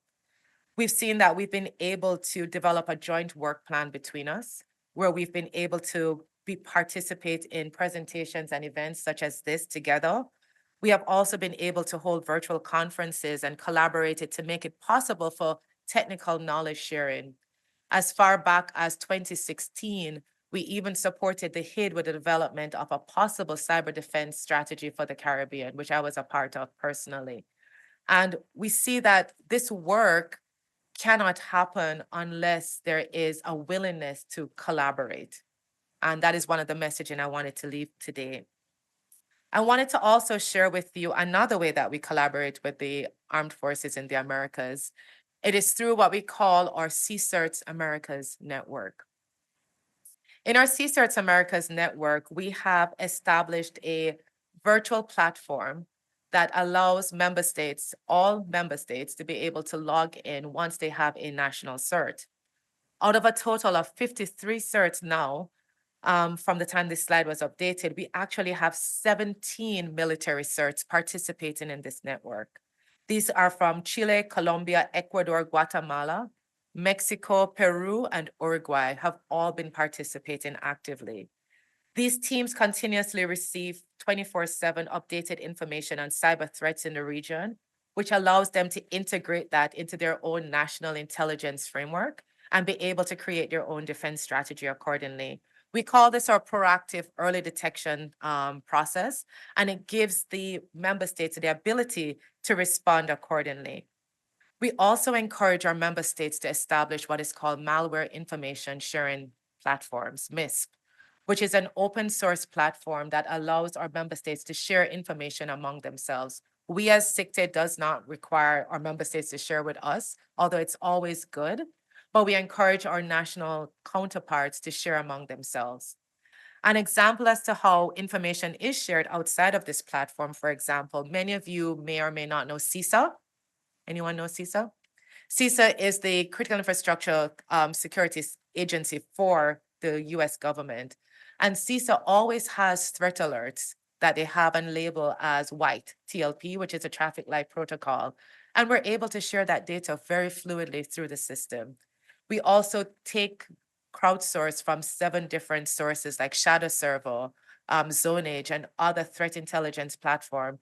And we put the data into our platform and send it to our member state at no cost automatically to their domain names to give them the threat information.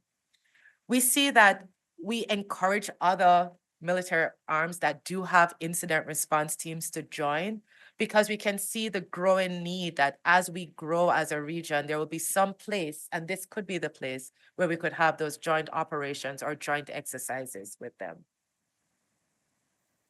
So just to kind of go through what I just highlighted, we have 22 national certs, 17 military certs, and we have 13 government certs. A recent project which may be of interest to those of you who are technical and listening is that there is a maturity matrix called the SIM3 matrix. This matrix helps you as an entity or country to determine what capabilities do I need to have a mature incident response team. More recently, our team has been working with the creator of the SIM3 model, which is one of the more internationally recognized model, to create one for Latin America and the Caribbean. And I am happy to say that this model will be launched next year, early in Q1. As a cert within our member state, even a military cert, you can take this model and you can start to look at it to say, okay, what capabilities do I need compared to my other counterparts in the region? And this will be available to you at no cost as well on the SIM3 website and on the FIRST website. This certification program we also launched recently, where we use funding that we have from our donors, and we have been certifying SIM3 auditors in the countries themselves, where we don't have to do it as OAS. So we have been empowering our member states who are members of CCERT Americas and heads of their CCERT to get certified in this model. That way they can go to various sectoral certs and they can do their own assessment to have a true sense of understanding as what is the maturity level of my member state. We just conducted the last one in Colombia, and it was really, really a great experience because we had almost, I think, 12 persons there getting the training, getting certified. Well, they have the exam to do. So it's not like one of those trainings where you attend, show up, smile really nice and get a certificate. They actually have to do a test. So we will see the results of the test soon. We certified quite a few of them in Mexico recently, and that one was also pretty successful. Most of them passed the exam. So just to kind of continue on specific activities we've done with the board, which we've been really, really pleased, and we continue to be grateful for the opportunity to collaborate with you.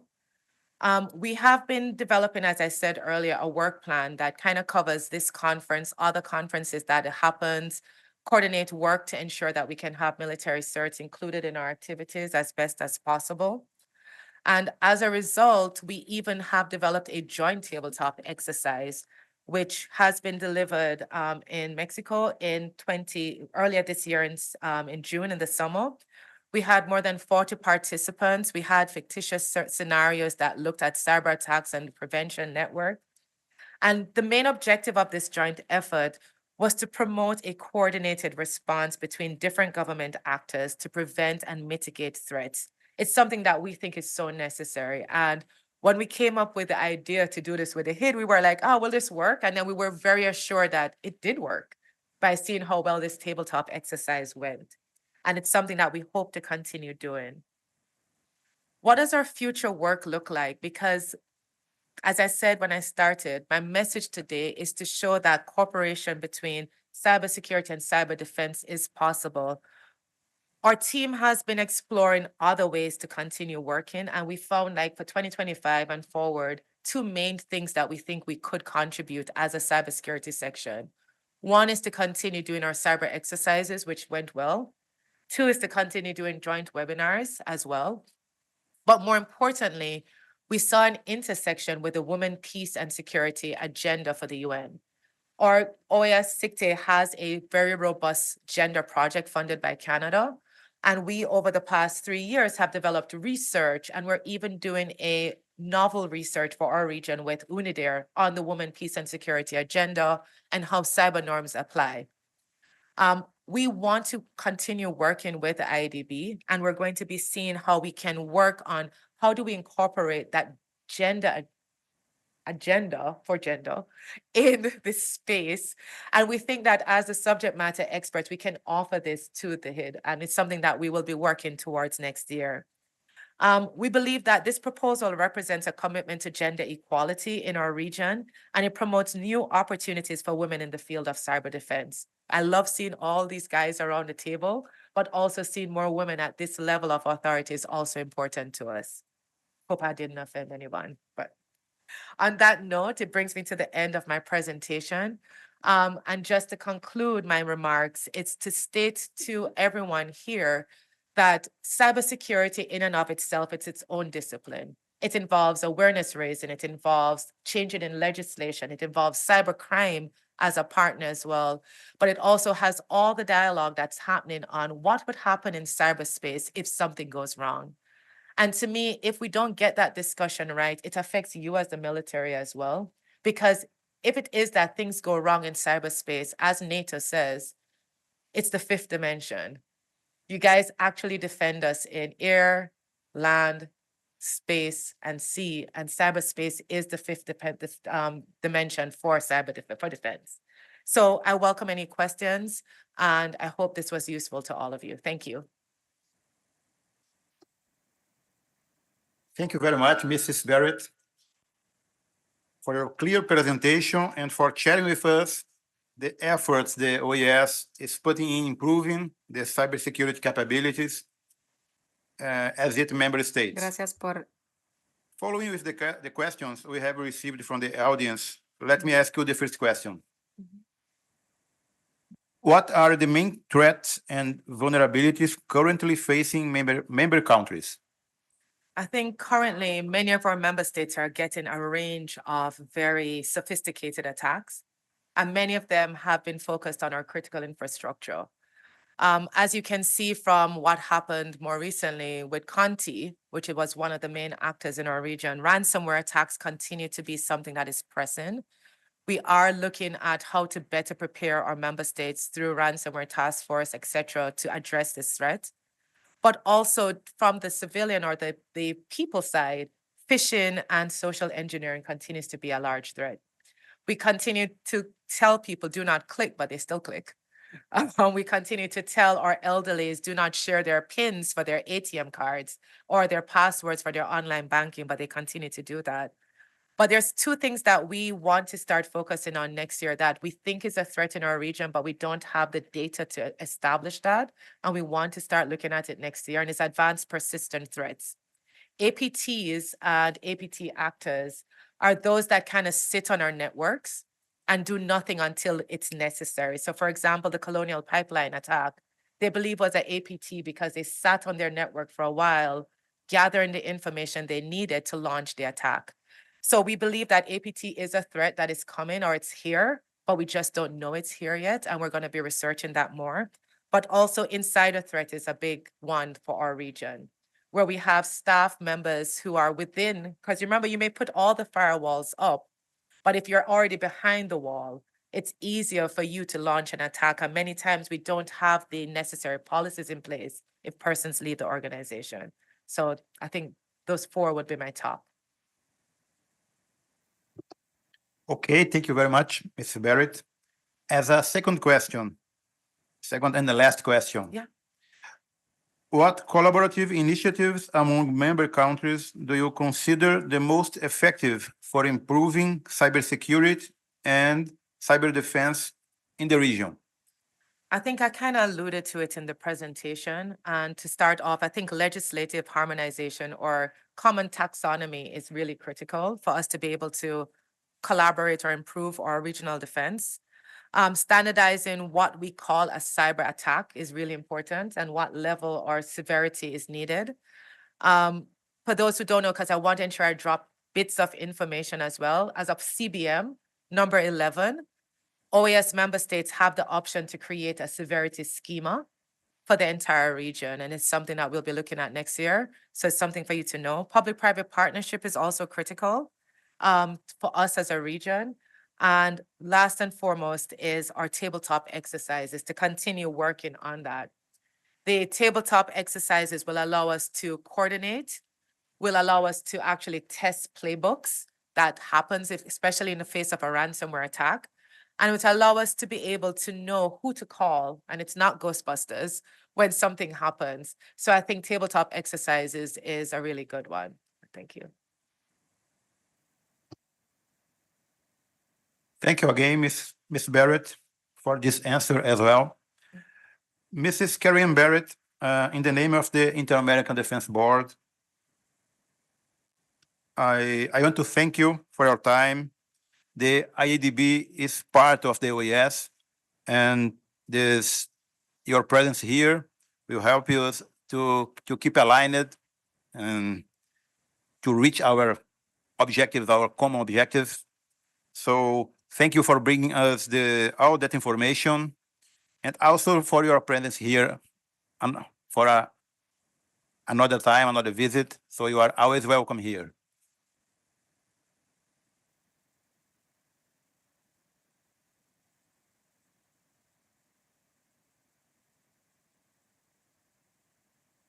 A continuación, tenemos ahora el cuarto tema. Next, we will have the cual fourth será topic, abordado which por el will señor be addressed Noel by Du, Noel del Du Federal Bureau of from the Investigation dos FBI Estados Unidos, of the quien nos United presentará el States, tema who will be Law presenting the Enforcement topic Perspectives. Law Enforcement Perspectives.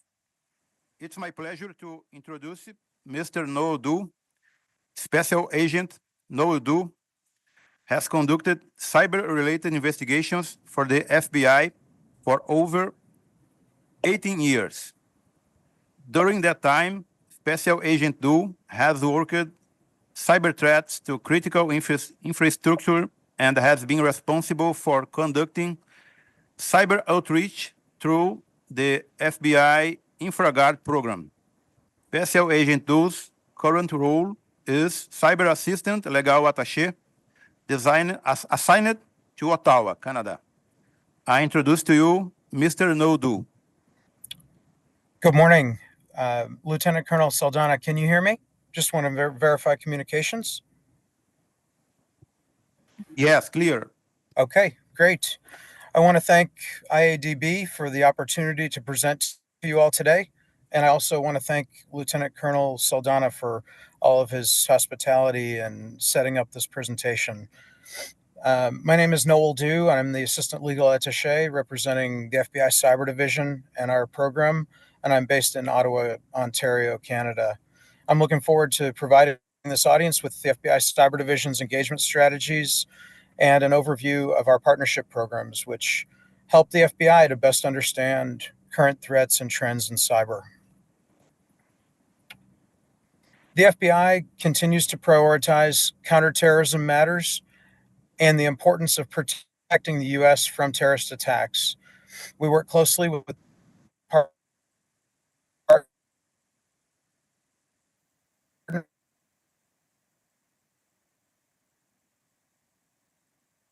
other forms of support to those organizations. Within the counterterrorism program, we focus on violent criminal acts committed by both internet.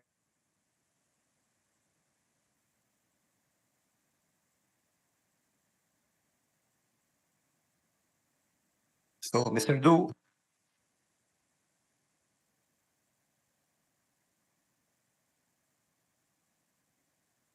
can you share your screen again, please?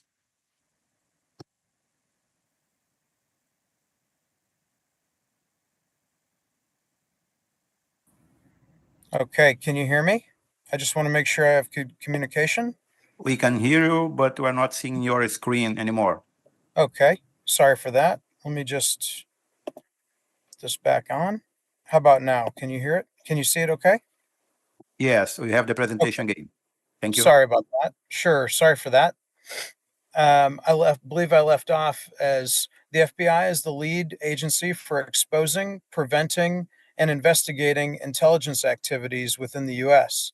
We look to protect the secrets of the United States intelligence community and to protect U.S. critical assets, such as critical infrastructure, advanced technologies, and sensitive information. We counter the activities of foreign spies, and we work to keep weapons of mass destruction from falling into the wrong hands. Regarding our cyber program, the FBI is the lead federal agency for investigating cyber attacks and intrusions within the U.S. We collect and share intelligence and engage with victims while working to unmask those committing malicious cyber activities wherever they are. There are cyber squads in each of our 55 field offices nationwide, and each work closely with local, state, and federal partners to best understand the threats posed to organizations in their respective areas of responsibility. The Cyber Division maintains a ready-to-deploy workforce which responds to major cyber incidents and around 25 cyber ALATs who are embedded around the world to facilitate partnership efforts in those countries and to force multiply regarding priority cyber threats observed in the US. The FBI utilizes the Internet Crime Complaints Center, which is at ic3.gov, to collect reports of cyber-related crime issues from the public. ic3.gov is a convenient reporting mechanism that is used to submit information to the Federal Bureau of Investigation concerning suspected internet-facilitated criminal activity and to develop an effective alliance with law enforcement and industry partners. In many business email compromise matters, reporting an intrusion matter through ic3.gov has enabled our recovery asset team to work through their relationships and to help freeze proceeds of online fraud. Our CyWatch is FBI's 24/7 operations center and watch floor, which provides constant availability for incident handling and communications across the country. The FBI's cyber strategy focuses on confronting challenges within cyberspace so that the American people have safety, security, and confidence in a digitally connected world. Our mission is to identify, pursue, and defeat cyber actors, and this can't be done without intelligence information and information sharing channels with partners worldwide. The three key components of our cyber strategy include leveraging unique authorities within the US, capabilities, and our partnerships. Each area is critical to develop the most robust picture of our cyber adversaries that we face today. The FBI leads the US government response to significant cyber incidents by investigating, collecting evidence and intelligence, working with victims, and pursuing opportunities to disrupt adversary actions. We leverage legal process tools in order to learn about these adversaries and identify the best ways to pursue them. In the end, computer intrusions to the FBI are considered crimes, criminal activity. There are violations of U.S. Title 18, Section 1030, which includes intrusions based on financial motivation or those done on behalf of a foreign government.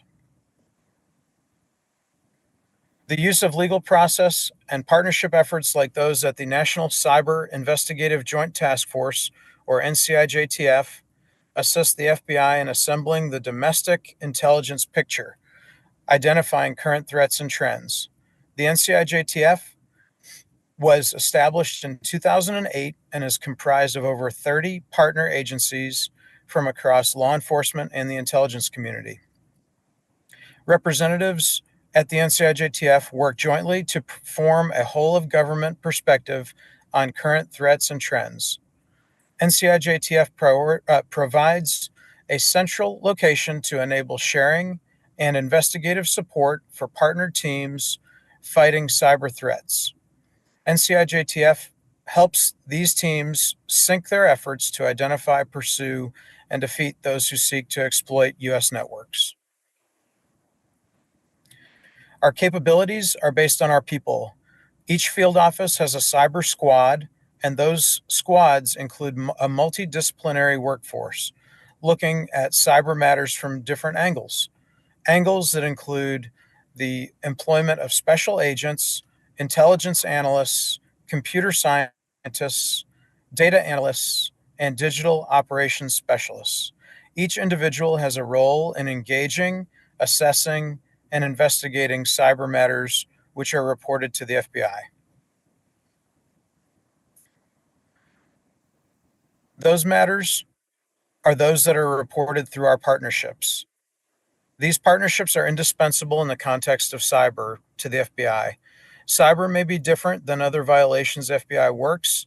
We look to maintain a two-way street with the focus of enabling our visibility of the threat landscape and disrupting the impact of a cyber adversary to organizations that we work with. Cross-border partnerships are no different. We look to enable threat visibility and share actionable intelligence with partners who are being targeted in the same ways that we are. Other critical engagement components that are employed by the FBI include interagency communication and coordination through NCIJTF, which I mentioned, our external engagement through InfraGard, which is our critical infrastructure protection and coordination membership group, and our Domestic Security Alliance, or DSAC program. We also work through our specialized engagement for cyber matters through our CISO Academy. Regarding our InfraGard program, the InfraGard program represents a partnership between the public and private sector in the interest of protection of the U.S. critical infrastructure. The program enables relationships, networking, and information sharing. InfraGard members can be corporate security managers, directors, C-suite executives, cybersecurity and information technology professionals, chief information security officers, financial services executives, healthcare professionals, emergency managers, military and government officials, representatives of academia, and local, state, and federal law enforcement. Our DSAC, or Domestic Security Alliance Council, is another public-private partnership offered by the FBI's Office of Private Sector and Department of Homeland Security that enables and enhances sharing of critical details which protect the private sector. DSAC members have a direct line to the FBI and our Department of Homeland Security to exchange threat details.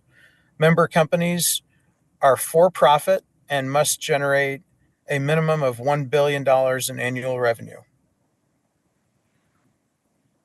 Regarding our more specialized external engagement, we have our CISO Academy.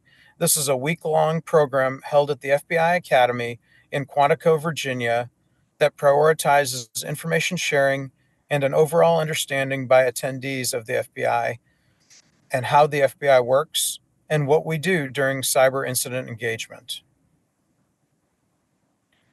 CISO Academy helps to create new contacts and enhanced understanding of the FBI missions, authorities, resources, and processes, and enhanced points of contact to connect with in the event of an incident. CISO Academy takeaways also include increased visibility into threat environments, greater understanding of how the FBI works, which creates more of a willingness to partner and achieve lasting results. And in the end, that's what we continue to look for, is maintaining that connectivity to our private sector and other partners, and that continues to enable and enhance our visibility of the threat landscape. I'd be glad to cover any questions.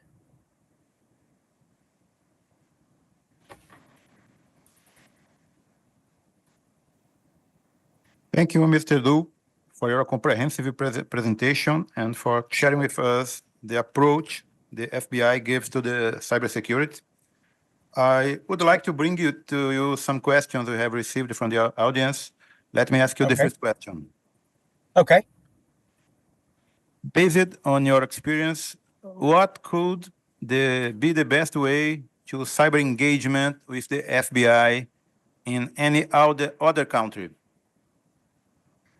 Absolutely. Sure. So I'm a representative here in Canada, but I have 25 counterparts that are situated around the world that are assistant legal attaches.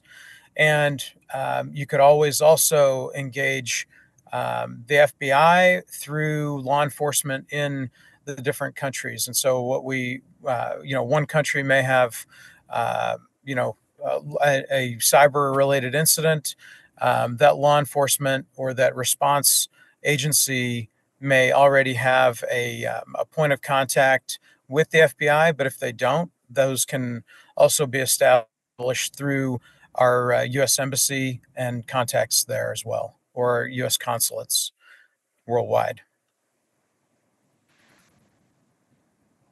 Okay, thank you very much, Mr. Du. As a second question, According to your knowledge and experience in the field, what are the advantages to sign the Budapest Agreement?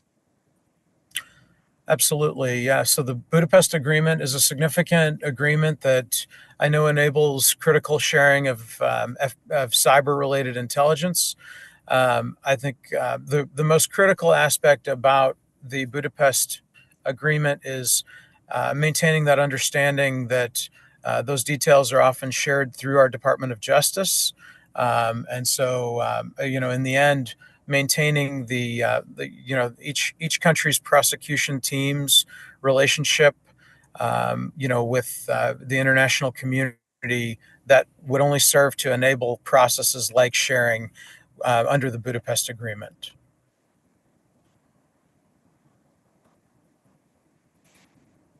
Thank you, Mr. Du, for all your answers.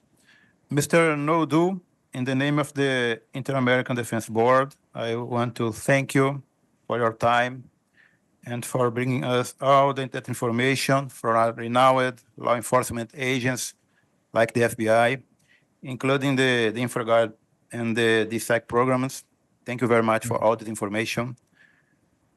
And we Thank hope you. to keep Thank you this- for your time today. Yes, and we hope to keep in touch between your agency and the IADB. Thank you very much. I'm looking forward to it. Take care. Thank you, Esteban. Thanks, Mr. Du.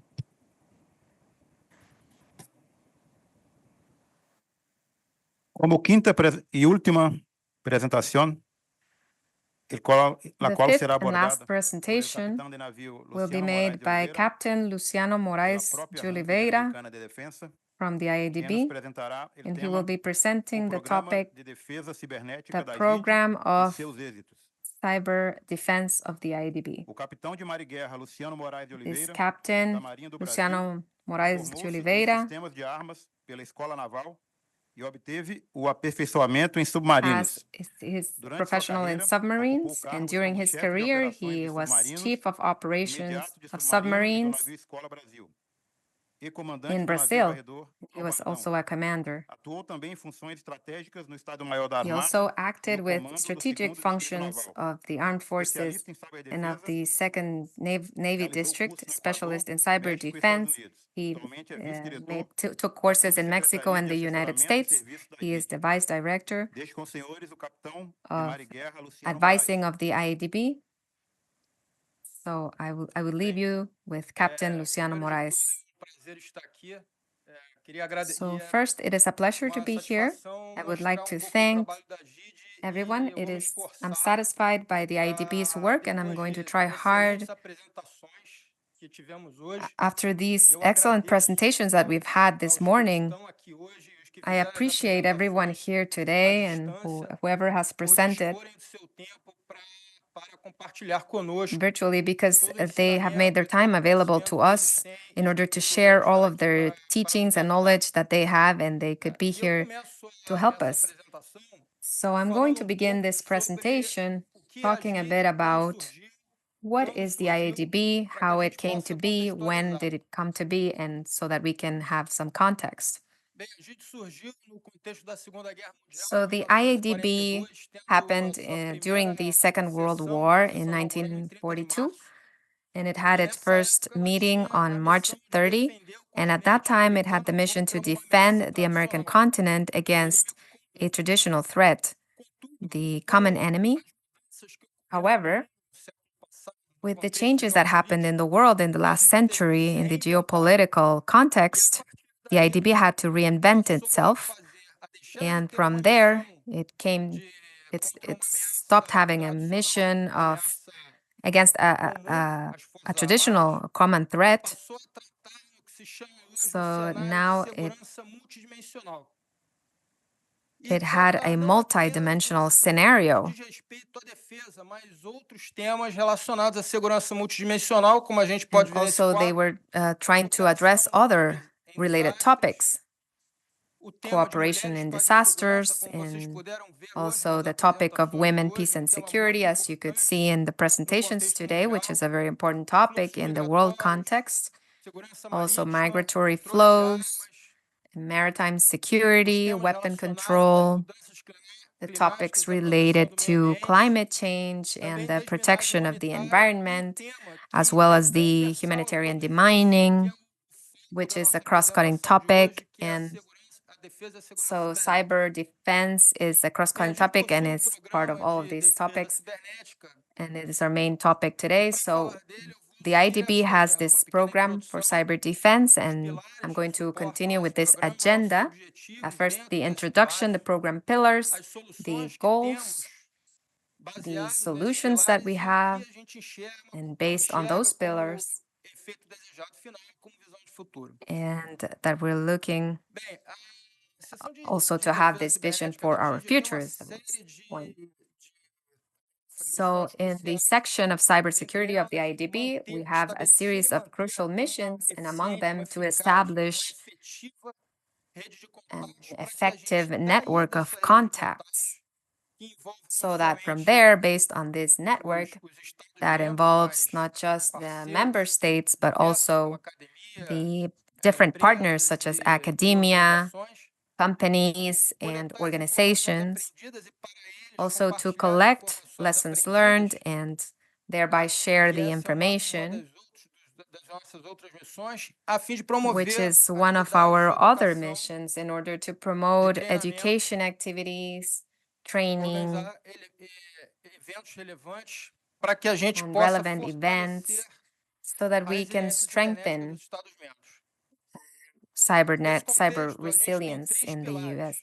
So we have in this context, we have the three pillars: the network, and an efficient network of contacts, where we can acquire contacts through this network and also share knowledge to give back knowledge from other good practices. The conferences such as the one that we're having today in this month, which is the month of cyber resilience. October is the month we annually organize our conferences in this month, and also the conferences that we participate in, for which we are invited as guests. And we look to collect lessons learned, which help us to build the capabilities of our member states who are part of the IADB, and also of the observers. So in this context, we have three main objectives. As we said, it is very important so that we can cooperate. If we don't have the same language, a common language, it is very important to respect common guidelines, respecting the sovereignty of each country. Of course, we respect that, but we need to establish procedures and languages and protocols so that we can communicate with each other.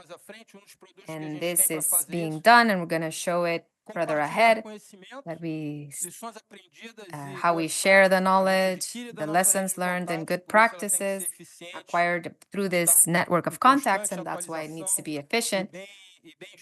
We need to be updated, have well-structured information so that we can acquire knowledge and have the credibility of the knowledge that we acquire through this network of contacts, so that we can also give back to this network. The IADB doesn't have the capacity on its own to structure all of these programs without the help of the United States and our networks of contacts. So this is in order to strengthen cyber resilience of the member states. So as we said previously, in the general presentation, there's no point that one state is completely strong if its allies are weak. So the objective is to build cyber resilience in the hemisphere.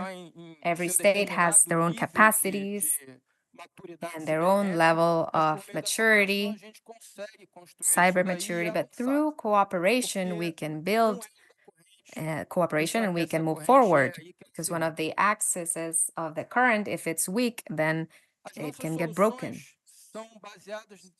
Basicamente, nesses três pontos, uma guia de defesa cibernética, que eu vou mostrar mais adiante, onde a gente incorpora uma linguagem, convenciona uma linguagem específica, conferências conferences specific conferences, reports, newspapers, and training and courses where we can strengthen the capabilities of the member states and those partners that are interested in cooperating and participating in our events.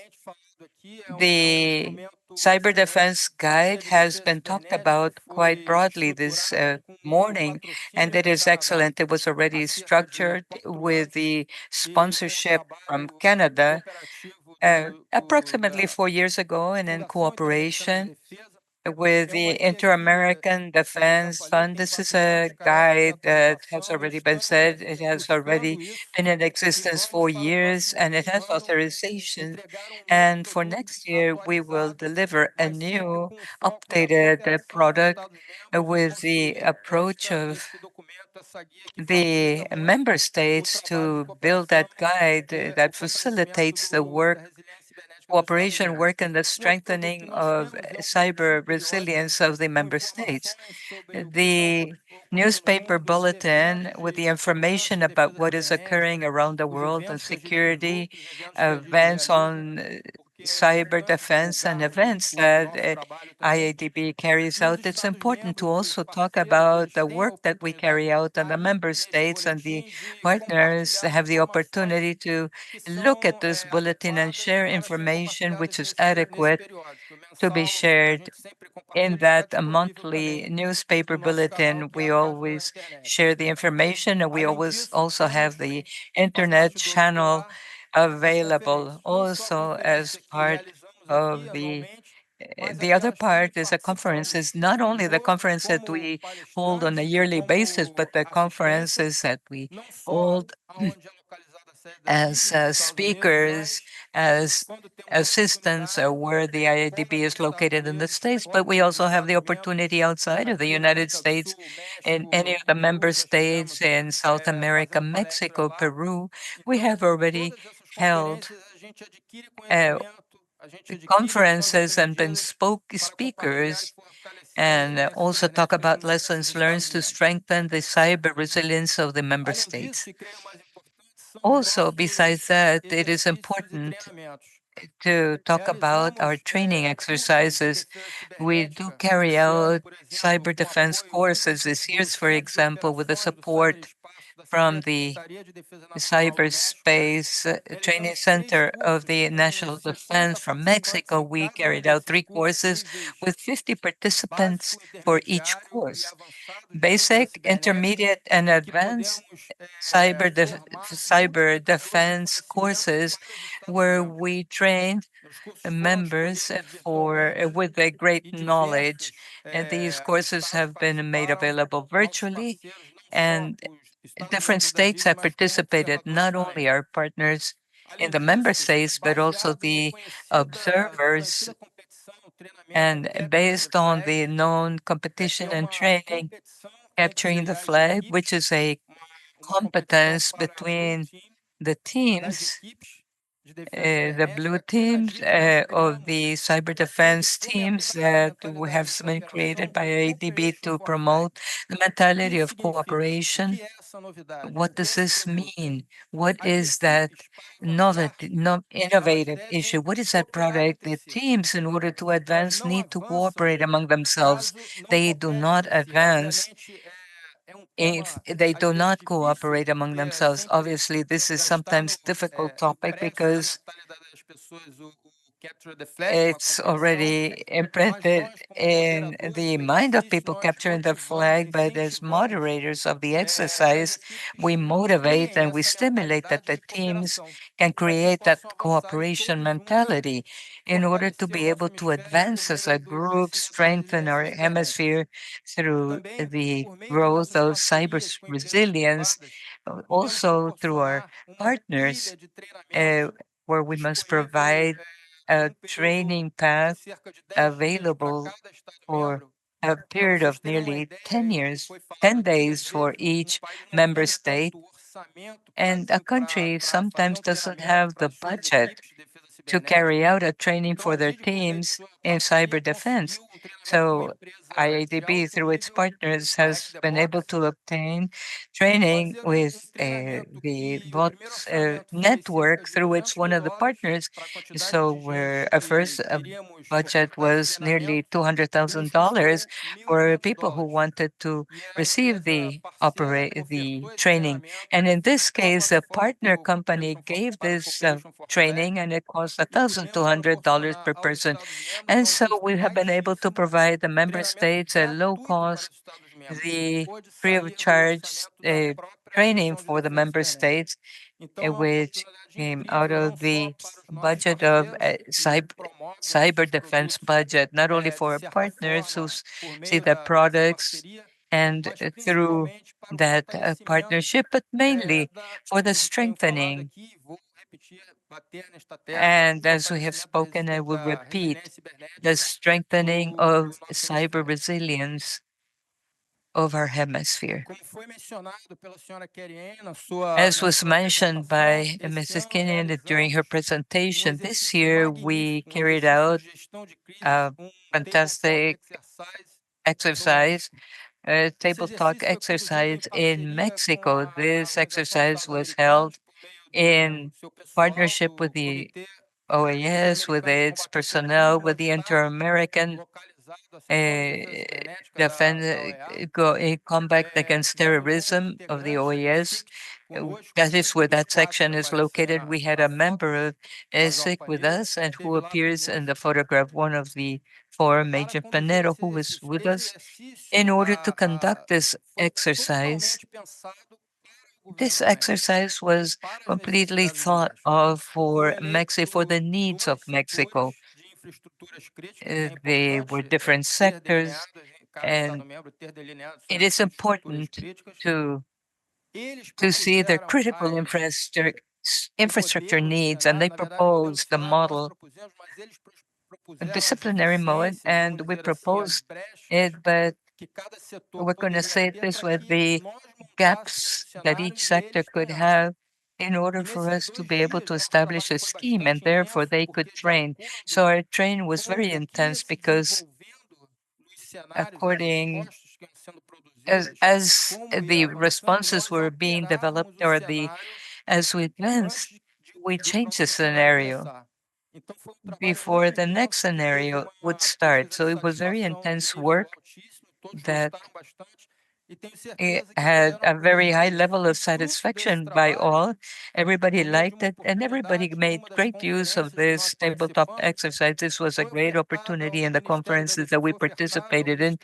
And another one was another conference was held in Guatemala. The same tabletop exercise in Guatemala was held last week for the same 2 days. And we arrived the day before. It was a very busy time for the team. We were three, and we were able to carry out an exercise that was made for the defense sector and public security sector, that is within the Ministry of Governance of Guatemala and the Minister of the Interior. And the exercise was made especially for the needs and demands of that country and that sector. The points of contacts, it gave us the necessary information, and we established the scenarios based on the needs. And during the exercise, we conducted the needs. So we're facilitators, and in reality, we're known. The exercise is made for the participants to conduct the exercise. This is a crisis management exercise. So it was an excellent opportunity, and the lessons learned of the exercise are not ours. We only start working on their needs, and so they share their work, and it was a complete success. And we hope that we can continue doing this to strengthen the cyber resilience of the member states. Our teams are always at the disposal of the member states in order to build models of events like this. And what do we expect for the future? To increase the cyber resilience of our hemisphere. an open door. And sometimes in one of the presentations it has been said, sometimes there's an event that occurs in a place, and in reality, there's a threat there. And but only by the collection of information and looking through the exchange of the information and training exercises, this is the best way to exchange information, as has been said throughout this morning before the conference with General Osman. The best way to exchange information is through training. This is when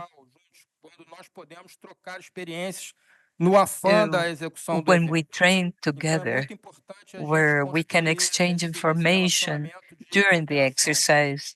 So that relation during the cooperation is so very important. Another point that we have as a future vision is through a mandate established by OAS. IADB works through what the Organization of American States demands through mandates. So we look to establish and to build a framework of cooperation on cybersecurity in a more structured manner and exchange these informations to train, establish mechanisms of protocols and cooperation, for example, through America's make a military exercise that could form part, and where we can exchange information through training with the OAS and the platform of exchange of information, which is the platform that is used to share information over malware and also to visualize new topics, because this is an issue that is always advancing. Artificial intelligence, quantum computing, and other topics. All of these are cross-cutting issues with what we work here at IADB, because cyber domain, as everybody knows, since they don't have borders, it is cross-cutting to all the other domains and to everything that we do around the world, which is more and more connected and what we're going through. I would like to thank this opportunity. This is a message that we would like to leave here. The team is at your disposal, and we are ready to answer your questions.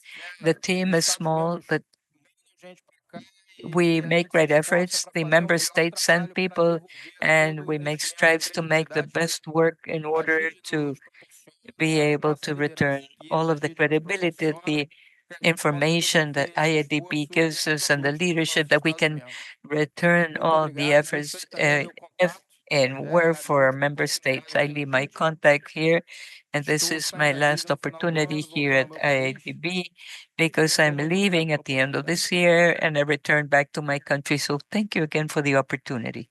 Muito obrigado, Comandante Luciano, por sua apresentação e por compartilhar com todos nós Thank you, Commander Luciano, for your presentation and for sharing your knowledge and experience with us that you have acquired in the 2 years that you have been at IADB. Commander, we would like to ask a couple of questions that have been asked by the audience. It says the Boktor exercises that were recommended. What recommendations do you have for the countries that show interest on that topic? First of all, I would like to talk about the opportunity to participate in the tabletop exercises. So what we learn at IADB, working with different countries, is that each country has its culture. But we do have a basic language and a way of communicating.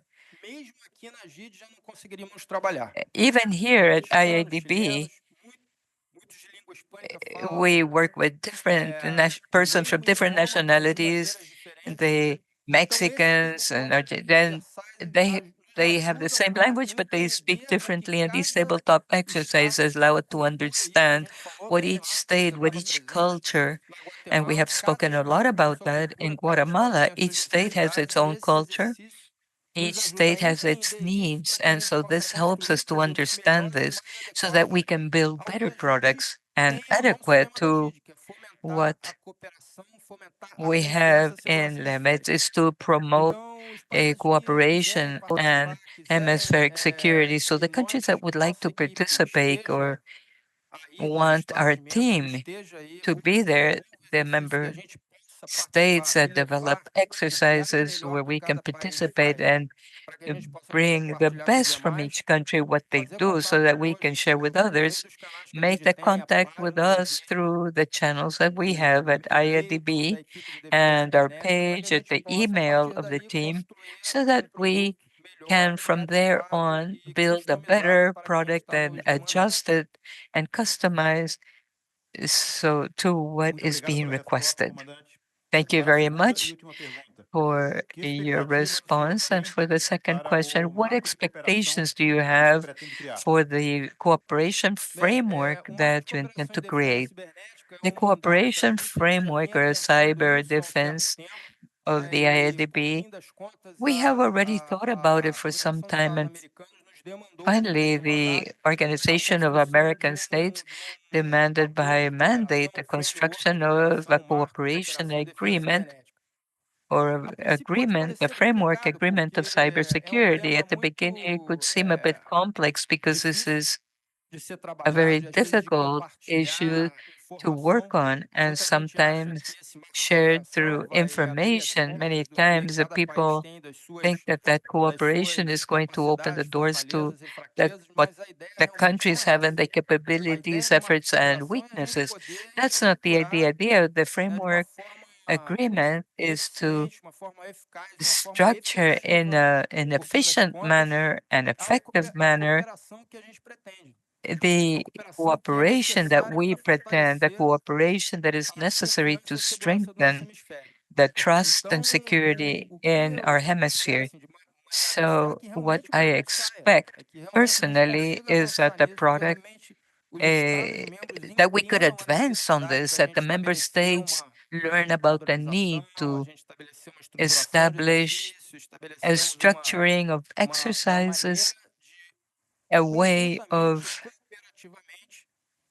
jointly or operationally strengthen the resilience, the cyber resilience of each one of the member states of the region as a whole.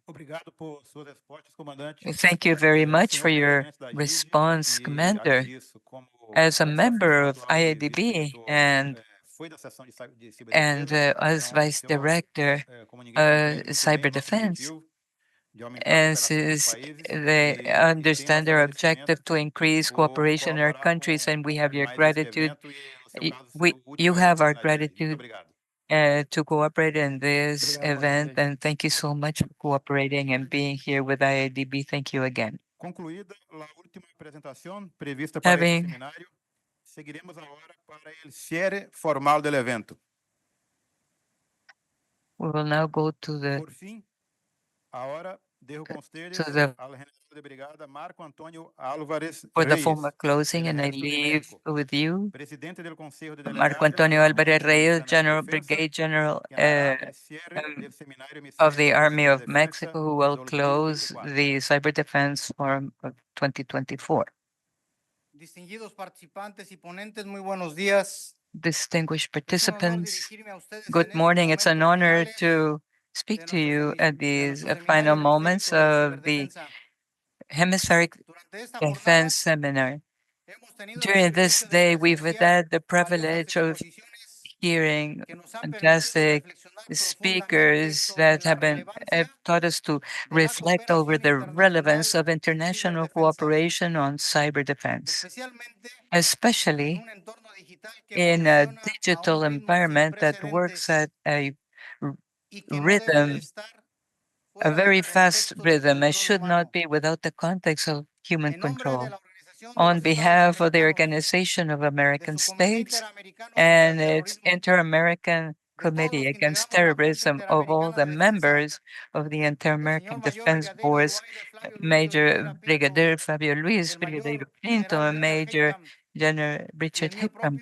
And on my own, I wish to express our sincere appreciation to each one of the distinguished speakers who have shared their knowledge and experiences on crucial topics for the conceptualization, definition, and strengthening of actions and procedures that we need to consider in the area of cyber defense in our continent and in our global environment. Thank you very much, General Brigadier Kate Ottman of the Army of Canada, for your vision and international cooperation on cyber defense.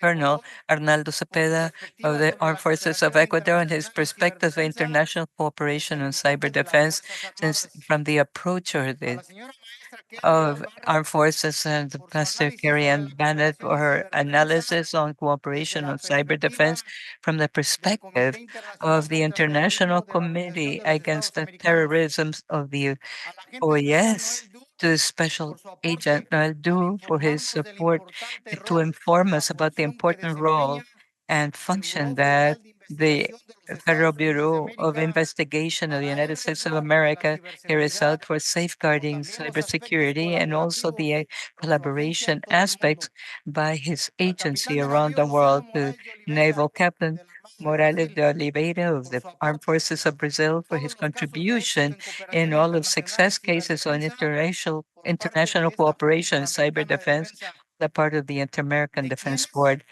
of whom I allow to take up a few of the comments that will bring us to reflect more profoundly about the growing global interconnection creates vulnerabilities both in the military and civil environment. Cyber defense does not fall and is the only responsibility of the military forces. It's all of our responsibility. Even though attacks on cyberspace do not involve physical harms, its destructive impact could be even more lethal, affecting society in all of the states. Cyber defense is a collective challenge to face the growing threats in cyberspace, requires an integrated approach involving multiple actors and sectors, cooperation between the public and private sectors, standards and regulation, and especially something, a thought, education, and awareness. The international agreements allow the countries to become coordinated to prevent and mitigate cyber attacks that could have consequences in our national securities. That the Inter-American Defense Board recognizes the critical importance of cybersecurity and the protection of assets, resources of information and communication systems of the member countries and of the observers. In the current scenario, cybersecurity is considered an essential element that guarantees the integrity and defense of the interests of the member states of the IADB. All of this exchange of ideas and experiences that we have heard about today highlights the fact that cyber defense is not the responsibility of government institutions or military institutions, but it's an urgent need of all to protect the stability of our nations in this digital environment. This seminar has been the exceptional opportunity so that the key leaders in the decision making, as well as advisors and response teams in case of IT issues, continue to give innovative information and expand their contact networks to prevent, anticipating to the effects of in artificial intelligence. We wish to thank all of the persons who assisted, who shared with us this space, all of the organizers and collaborators that made it possible to carry out the scenario or this seminar. With these words, we formally conclude our Hemisferic Cyber Defense Seminar with a conviction that the knowledge and connections strengthened today will enrich our situational awareness and the efforts to face the challenges of cyber defense in our region. Thank you very much. Thank you very much, General, and my appreciation to all of the audience for sharing this morning with the Inter-American Defense Board. I only ask you to please fill out the feedback form that will be sent to you. Lastly, I leave the information of the next event of the IADB.